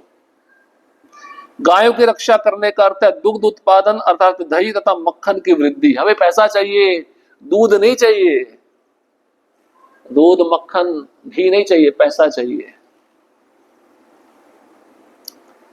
व्यापारी वर्ग का मुख्य कर्तव्य है कृषि मतलब खेती तथा खाद्य सामग्री के वितरण के साथ ही वैदिक ज्ञान की शिक्षा प्राप्त करे और दान देने में प्रशिक्षित हो। मतलब प्रभुपाद जी कह रहे हैं खेती भी करो, व्यापार भी करो, साथ में वैदिक शिक्षा भी प्राप्त करो, और वैदिक शिक्षा प्राप्त करते करते दान भी दो। व्यापारी वर्ग ज्यादा से ज्यादा गृहस्थ होते हैं ना, तो गृहस्थ का धर्म क्या है? दान देना। जिस प्रकार क्षत्रियों पर प्रजा की सुरक्षा का भार सौंपा जाता है उसी प्रकार वैश्यों पर पशुओं की सुरक्षा का भार सौंपा जाता है। पशु कभी भी वध किए जाने के लिए नहीं होते हैं। पशुवध बर्बर समाज का एक लक्षण है। नीचे आइए। विभिन्न प्रकार के उद्योग कभी भी मनुष्य की अनिवार्य आवश्यकताओं यथा चावल, गेहूं, धान्य, दूध, फल, तरकारी का उत्पादन नहीं कर सकते। अब आप सोचते हो ये जो इंडस्ट्री बनी हुई है इसमें से ये सब चीजें उत्पन्न होंगी? नहीं होंगी। ये तो किसान खेती से उत्पन्न करेगा ना, दूध गाय से ही मिलेगा ना। हम कोई फैक्ट्री में दूध बनते हुए देखा है? नहीं है। हाँ तो हम बोला अमूल फैक्ट्री है बहू जी वो सब भैंसों का दूध आता है उधर। देखिए प्रपंच, मशीनों तथा मशीनी औजारों के उत्पादन से स्वार्थी वर्ग के लोगों के कृत्रिम रहन सहन को बढ़ावा मिलता है और हजारों लोग भूखे मरते हैं तथा अशांत बनते हैं। सभ्यता का मानक यह नहीं होना चाहिए। जब से ये इंडस्ट्री आई, मशीनें आई, लोगों का काम खत्म हो गया ना, लोग काम खत्म करने अशांत हो गए। एक मशीन कई लोगों का काम छीन लेती है,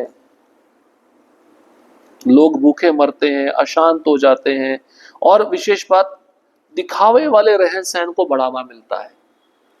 आजकल दिखावा ज्यादा है ना संसार में। शादी में भी जाओ तो सोचते हैं कि हमसे अच्छा कोई और नहीं होना चाहिए, हम ही अच्छे बन के जाए तो सब लोग हमको देखना चाहिए। शूद्र वर्ग के बारे में बता रहे। शूद्र वर्ग कब बुद्धिमान होता है और उसे कभी भी स्वतंत्रता नहीं मिलनी चाहिए। नौकर, लेबर क्लास, इसको स्वतंत्रता नहीं, स्वतंत्रता दोगे तो दुरुपयोग करेगा। वह समाज के 3 उच्चतर वर्णों की सेवा करने के निमित्त है। शूद्र वर्ग उच्चतर वर्णों की सेवा से ही जीवन की सारी सुविधाएं प्राप्त कर सकता है। शूद्रों के लिए विशेष आदेश है कि वे धन संचय ना करे। धन संचय करेगा तो शराब पिएगा, जुआ खेलेगा। देखते हैं ना आजकल लेबर क्लास कैसी होती है, वो काम बड़ा हार्ड होता है, वो काम करने के बाद वो कहाँ जाते हैं? पीने के लिए जाते हैं। वो बोलते पिए बिना, एक बार तो मैं अपनी आंखों से देखा, वो काम करने आया, उसका हाथ ऐसे हिल रहा था।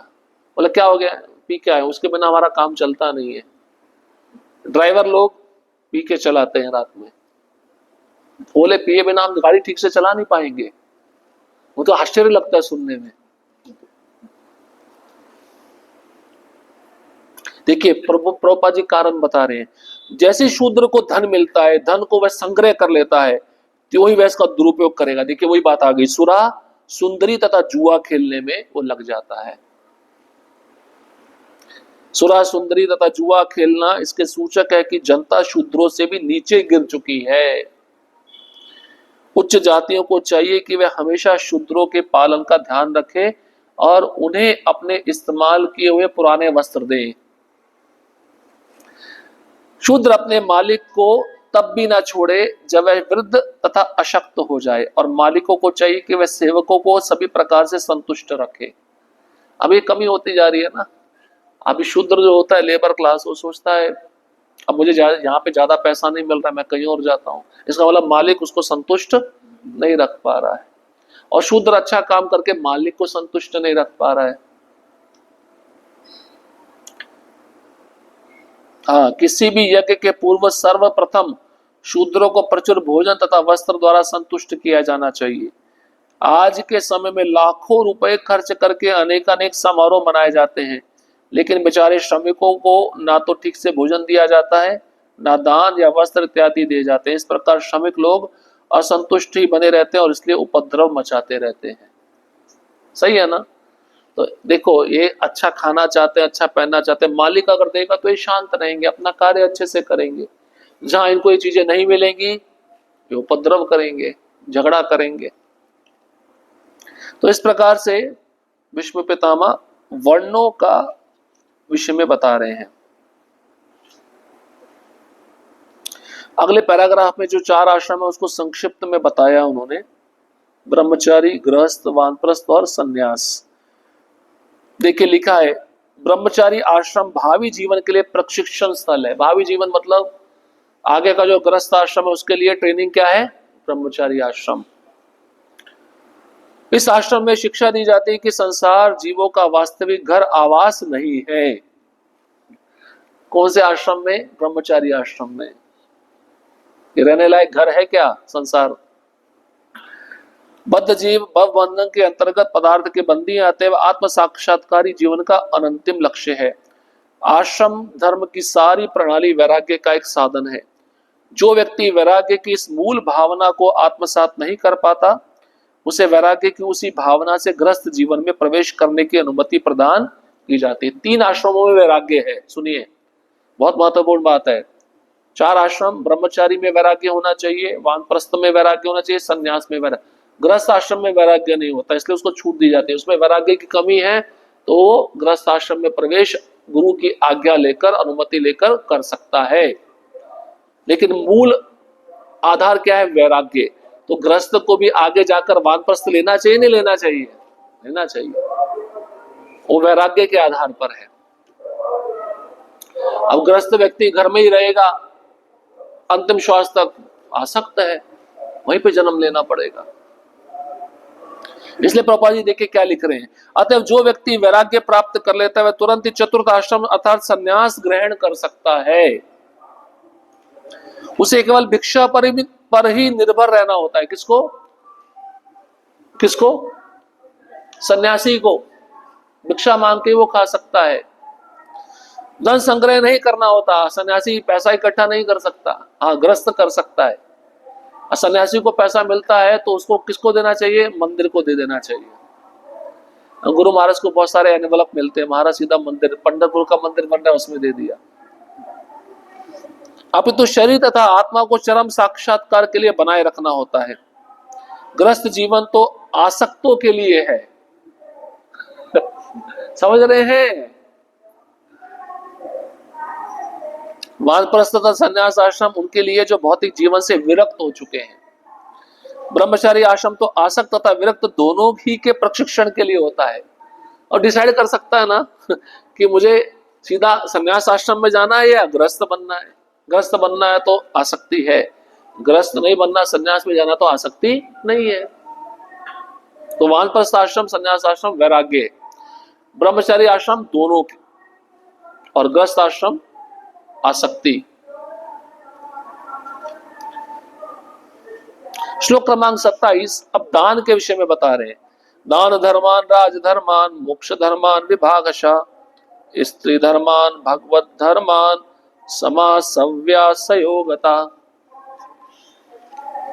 तब उन्होंने दान कर्मों, राजा के राज्य विषयक कार्यकलापों तथा मोक्ष कर्मों की खंडवार व्याख्या की। फिर उन्होंने स्त्रियों तथा भक्तों के कर्तव्यों का संक्षेप में विशद रूप से वर्णन किया। दान देना गृहस्थ का मुख्य कर्तव्य है। गृहस्थ कमा रहा है ना, तो रूप गोस्वामी कितना दान बोलते हैं? गृहस्थ को कितना % दान देना चाहिए? 50%, आधा। अभी वो नहीं है, बड़ा कठिन है, वो दिल को धक धक होता है। हमारा क्या होगा? 10% देना चाहिए कम से कम, 10%। 50 नहीं दे सकते, 10% दो। और उसे अपनी कठिन कमाई का कम से कम 50% हिस्सा दान में देने के लिए तैयार रहना चाहिए। ब्रह्मचारी को यज्ञ करने चाहिए, गृहस्थ को दान देना चाहिए, और वानप्रस्थ या संन्यास आश्रम वाले व्यक्ति को तपस्या करनी चाहिए। हर एक आश्रम का अपना अपना धर्म है ना। समस्त आश्रमों अथवा आत्म साक्षात्कार के पथ पर जीवन के समस्त आश्रमों के लिए यही सामान्य कर्तव्य है। ब्रह्मचर्य जीवन में काफी प्रशिक्षण दिया जाता है, जिससे मनुष्य समझ ले कि संसार रूपी संपत्ति भगवान की है। अतएव कोई भी व्यक्ति संसार की किसी वस्तु का स्वामी होने का दावा नहीं कर सकता। ये ब्रह्मचारी आश्रम में सिखाया जाता है, गुरुजन सिखाते हैं। ये संसार दुखों से भरा है और हर एक संपत्ति, हर एक वस्तु किसकी है? भगवान की है। अतः ग्रस्त जीवन जिसमें विषय भोग के लिए एक प्रकार की छूट है, उसमें मनुष्य को भगवान की सेवा के निमित्त दान देना चाहिए। तो ग्रस्त दो चीजें करता है, एक संतान उत्पत्ति, दूसरा धन संग्रह। तो संतान उत्पत्ति उसको कृष्ण की सेवा के लिए करनी चाहिए, और दान जो वो कमाता है उसमें से दान भगवान के लिए देना चाहिए। ये दो चीजें हैं गृहस्थों के लिए। भगवान की शक्ति के भंडार से ही शक्ति उत्पन्न होती है, जो प्रत्येक को प्रदान की जाती है। अतएव ऐसी शक्ति के द्वारा किए गए कार्यों को भगवान की दिव्य प्रेममय सेवा के रूप में अर्पित करना चाहिए। जिस प्रकार नदियां सागर से बादलों के माध्यम से जल प्राप्त करती हैं और पुनः समुद्र में मिल जाती हैं, उसी प्रकार हमारी शक्ति भगवान की शक्ति के सर्वोपरि स्रोत से प्राप्त होती है, और हमें इसे भगवान को लौटाना होता है। समझे क्या कह रहे हैं प्रभुपाद जी? गर्मी के समय में समुद्र और नदियों का जल जो बाष्प बन जाता है, वो नदियों का जल ही है ना, वही वर्षा ऋतु के समय पानी के रूप में, बारिश के रूप में नीचे आ जाता है। तो लिया, वापस कर दिया। हमने भगवान से लिया है, हमें भगवान को वापस करना चाहिए। कहने का मतलब ये है, वह शक्ति कहां से आ रही है? कृष्ण से आ रही है ना। आपके शरीर की हो, या आपने जो बच्चे को जन्म दिया है, या आप जो पैसा कमा रहे हो, वो सब कृष्ण का ही है। और अगर आप कृष्ण को नहीं दोगे तो आप सबसे बड़े चोर माने जाओगे। इसलिए वो कृष्ण को ही वापस जानी चाहिए।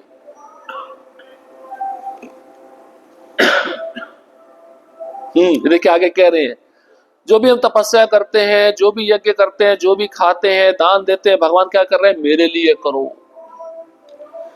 उधार ली गई अपनी शक्ति के उपयोग की यही सही विधि है। आपने ये सब चीजें किससे ली है? उधार ली है ना, उधार है ना। आपकी अपनी तो नहीं, अपनी होते तो बोल सकते थे उधार नहीं है। आपका कुछ भी अपना है ही नहीं, तो उधार ली हुई वापस देनी चाहिए, नहीं देनी चाहिए? और भगवान ने अभी आपसे ब्याज नहीं मांगा। भगवान ब्याज मांगने आएंगे, आप बेहोश हो जाओगे। इसलिए उनका है, उन्हीं को दे दो। गंगा में जाते हैं ना, माता गंगा का जल लेते हैं, माँ गंगा को अर्पण कर देते हैं, वही हमें करना है। जब हम इस विधि से शक्ति का उपयोग करते हैं, तब हमारी शक्ति भौतिक उन्माद के कलमश से रहित हो जाती है, और इस प्रकार हम भगवान की सेवा करने के लिए अपने मूल प्राकृतिक जीवन के योग्य बन जाते हैं।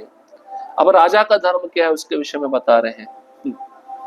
राजा को कूटनीति होनी चाहिए, पॉलिटिक्स आना चाहिए। पॉलिटिक्स, कहां पे किसको लड़वाना है, मेरा काम नहीं चला तो कहां पे जासूस भेजने हैं, ये सब राजा। कौन से ही मेरे ग्रोह में मेरे खिलाफ कोई षड्यंत्र रच रहा है, उसके बारे में जानना चाहिए।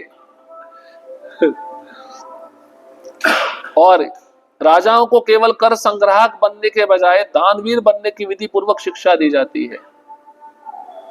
खाली राजा को टैक्स टैक्स टैक्स जमा नहीं करते रहना चाहिए, दान भी देते रहना चाहिए। उन्हें अपनी प्रजा की संपन्नता के लिए यज्ञ करने की शिक्षा दी जाती है। हाँ बिल्कुल, प्रजा के खुशी के लिए, प्रसन्नता के लिए राजा का कर्तव्य यज्ञ करे, पूरी प्रजा के सामने उसको बिठाए, उसके कल्याण के लिए उसको यज्ञ करना चाहिए।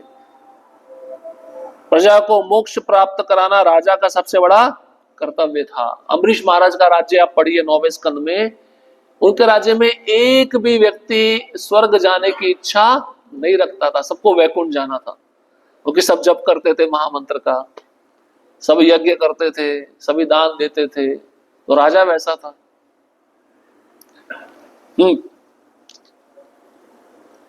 पिता, गुरु तथा राजा को कभी भी जन्म, मृत्यु, जरा तथा व्याधि से प्रजा को मुक्ति प्राप्त कराने के मार्ग पर लापरवाह नहीं होना चाहिए। देखिए, तीन चीजें बता रहे हैं, तीन व्यक्तियों का समाज में सबसे बड़ा जिम्मेदारी वाला कर्तव्य है। कौन? पिता, गुरु, राजा। क्यों भाई? पिता के ऊपर कौन आश्रित है? परिवार आश्रित है, बच्चे आश्रित है। राजा के ऊपर कौन आश्रित है? प्रजा आश्रित है। गुरु के ऊपर कौन आश्रित है? सब शिष्य। ये तीनों को एक आदर्श चरित्र दिखाना चाहिए, जो इनको फॉलो कर रहे हैं उस आदर्श चरित्र को देखकर वो भी सीख सके। अगर इन तीनों के चरित्र में फॉल्ट होगा तो क्या होता है, सोचो आप। पिता बच्चे के सामने शराब पी रहा है, तो बच्चा क्या सीखेगा? शराब पीना सीखेगा। वो बचपन से ही पीना शुरू कर देगा। गुरु शिष्यों के सामने पतन हो गया, 4 नियम भंग कर दिया, शिष्य श्रद्धा खत्म, वो भी गए, वो भक्ति छोड़ देंगे। और राजा, है ना, अभी आप देखें ना, अमेरिका में जो बड़े बड़े राष्ट्रपति थे उनका स्कैंडल सामने आया, अन्य स्त्रियों के साथ संबंध था, वो सब सामने आ गया। तो क्या होगा? जो प्रजा आश्रित है वो सोचेगी हमारा राजा ऐसा है, वो भी वैसे बन जाएंगे। जो जिम्मेदारी है, इसलिए मैं बार बार कहता हूं, जो उपदेश देते हो उसका पालन करो। अगर आप पालन नहीं कर सकते तो उपदेश मत दो, सीधी सी बात है।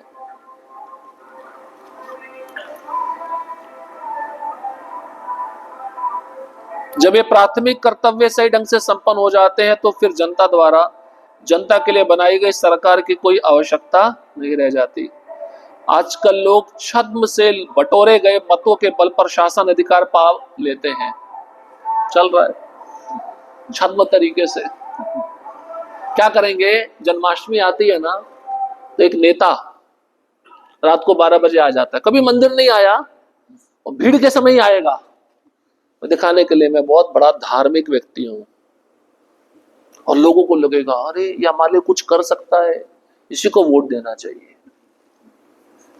और लोग उसी को वोट देते हैं। वो आया इसी उद्देश्य के लिए। मैंने देखा था RR पाटिल जन्माष्टमी के समय रात को 12 बजे आया पूरा।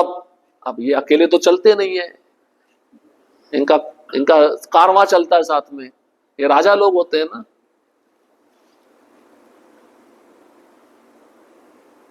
लेकिन उन्हें राजा के मूल कर्तव्यों का प्रशिक्षण कभी नहीं मिलता और हर एक के लिए ऐसा कर पाना संभव नहीं है। किनको? ऐसे लुटेरों को, जो नेता बनकर जनता को शोषण करते हैं।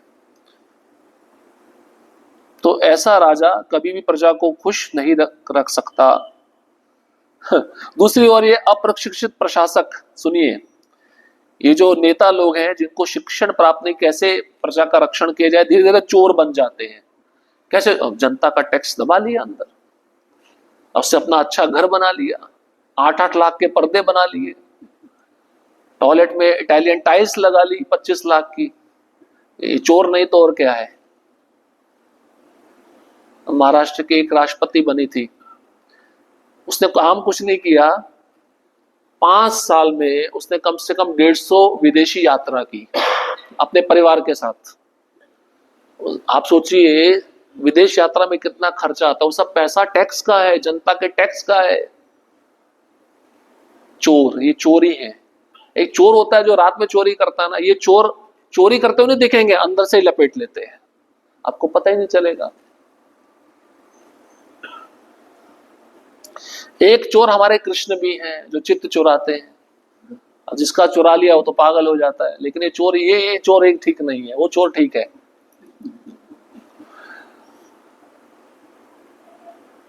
प्रभुपाद जी लिख रहे हैं अप्रशिक्षित प्रशासक धीरे धीरे चोर तथा धूर्त बन जाते हैं और डावाडोल राज्य पर करों में वृद्धि करते जाते हैं। जनता पे टैक्स और टैक्स बढ़ाना और टैक्स बढ़ाना, स्कूलों में ये चल रहा ना, आप स्कूलों में देखते हो आजकल बच्चों की फीस कितनी बढ़ा दी है। 1 साल का खर्चा 1 लाख रुपए। बेचारा जो माता पिता है वो कहां से इकट्ठा करके देंगे? ट्यूशन फीस, डिसिप्लिनरी फीस, अलग अलग फीस बना देते हैं, ट्रांसपोर्ट फीस। पैसा कमाने का स्कूल बहुत अच्छा धंधा बन गए हैं, चोर है सब।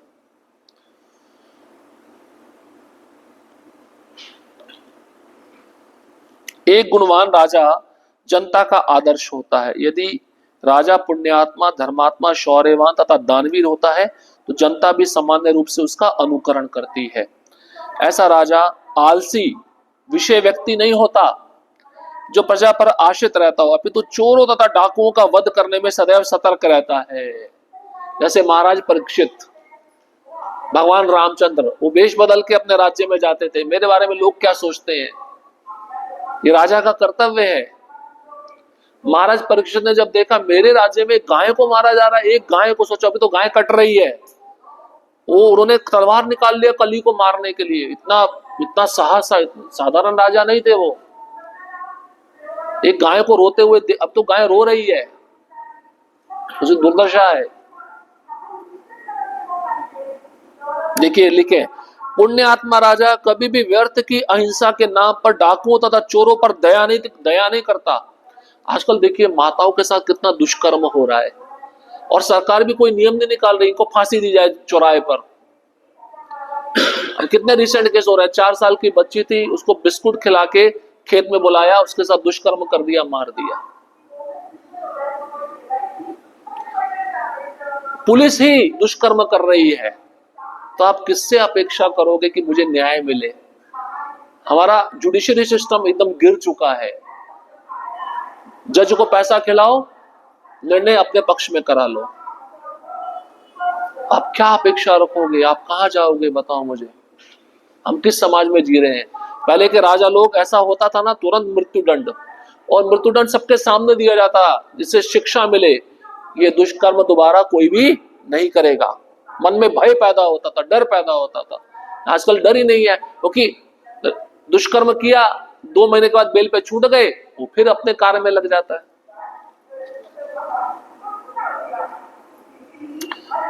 डाकुओं तथा चोरों को इस प्रकार दंडित किया जाता था कि भविष्य में कोई सुनियोजित ढंग से ऐसे दुष्कर्म करने का साहस भी ना करे। आज की तरह ऐसे डाकू तथा चोर कभी भी प्रशासन चलाने के लिए नहीं होते थे। देखिए राजा का पूरा धर्म बताया है, ये पढ़ लीजिएगा बाद में। मैं स्त्री धर्म पे आता हूं। देखिए जहां तक स्त्री वर्ग का संबंध है, स्त्रियां मनुष्यों की प्रेरणा स्रोत मानी जाती रही है। बिल्कुल सही बात है। पुरुषों को शक्ति कहां से मिलती है? स्त्रियों से मिलती है। कभी आपने देखा ना, पुरुष बहुत टेंशन में आता है, थका आता है, उसको टेंशन है, तो स्त्री समझाती टेंशन मत लो, चिंता मत करो, सब ठीक हो जाएगा। तो प्रेरणा का स्रोत स्त्रियां। लेकिन अब स्त्रियों को कैसे प्रेजेंट किया जा रहा है, देख रहे हैं आप? स्त्रियां नेता बन रही हैं, फोटो लगा हुआ है। इस तरह वह मनुष्यों से अधिक शक्तिशाली होती है, मानसिक रूप से। आप समझ रहे हैं? शारीरिक रूप से स्त्रियां अधिक शक्तिशाली नहीं, लेकिन पुरुषों की अपेक्षा मन से ज्यादा शक्तिशाली है। पराक्रमी जूलियस सीजर क्लेओपेट्रा के वश में हो गया था। ऐसी शक्तिशाली स्त्रियां लज्जा द्वारा नियंत्रित होती हैं, अतः लज्जा स्त्रियों के लिए महत्वपूर्ण है। एक बार इस सुरक्षा वाल्व पर से नियंत्रण ढीला पड़ा तो वह विचार द्वारा समाज में उत्पात उठ खड़ा होता है। तो लज्जा, पहले के समय में स्त्रियों को घूंघट होता था ना, लज्जा ही तो है। अब घूंघट चला गया, हर एक स्त्री पर पुरुष को देखने लगी, लज्जा खत्म हो गई, पर पुरुष का संग होने लगा।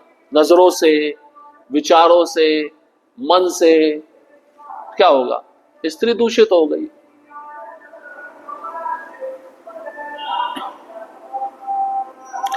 व्यभिचार का अर्थ है वर्ण संकर, अर्थात अवांछित बालकों की उत्पत्ति, जिससे विश्व में गड़बड़ी फैल जाती है।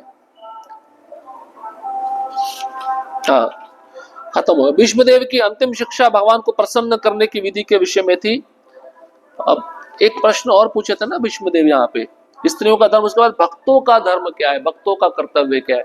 अब भीष्मदेव बता रहे हैं, हम सब भगवान के सनातन दास हैं और जब हम अपने स्वभाव के इस महत्वपूर्ण तत्व को भूल जाते हैं तो हमें जीवन की भौतिक अवस्था में आना पड़ता है। भगवान को प्रसन्न करने की सरल विधि है घर में भगवान का अर्चा विग्रह स्थापित किया जाए। अर्चा विग्रह में चित्त एकाग्र करके दैनिक कार्य किए जा सकते हैं। दिन के कार्य, दिन भर जो आप कार्य करते हो, आपके घर में जो विग्रह है उनके लिए करो कि मतलब ये जो घर है मेरा नहीं है, भगवान का है, उसके लिए मैं घर सफाई कर रहा हूँ। हाँ, ये जो भगवान है मैं उनके लिए भोग बना रहा हूँ। तो आपके कॉन्शियसनेस में क्या रहेगा? भगवान रहेंगे। घर में अर्चा विग्रह की पूजा, भक्त की सेवा, श्रीमद् भागवतम का श्रवण, पवित्र तीर्थ स्थान में वास तथा भगवान नाम का कीर्तन, ये सब बिना व्यय के हो सकने वाले कार्य हैं जिनसे भगवान को प्रसन्न किया जा सकता है। इस प्रकार यह विषय पितामह द्वारा अपने पौत्रों को समझाया गया। ठीक है, अभी और भी है, 2-3 श्लोकों में उपदेश है, उसके बाद में भीष्म पितामह इस उपदेश को समाप्त करके भगवान कृष्ण की स्तुति प्रारंभ करेंगे। ठीक है, आज यहीं पे रुक जाते हैं। हरे कृष्णा कृष्णा कृष्णा हरे हरे, हरे राम राम राम हरे हरे। किसी का कोई प्रश्न है?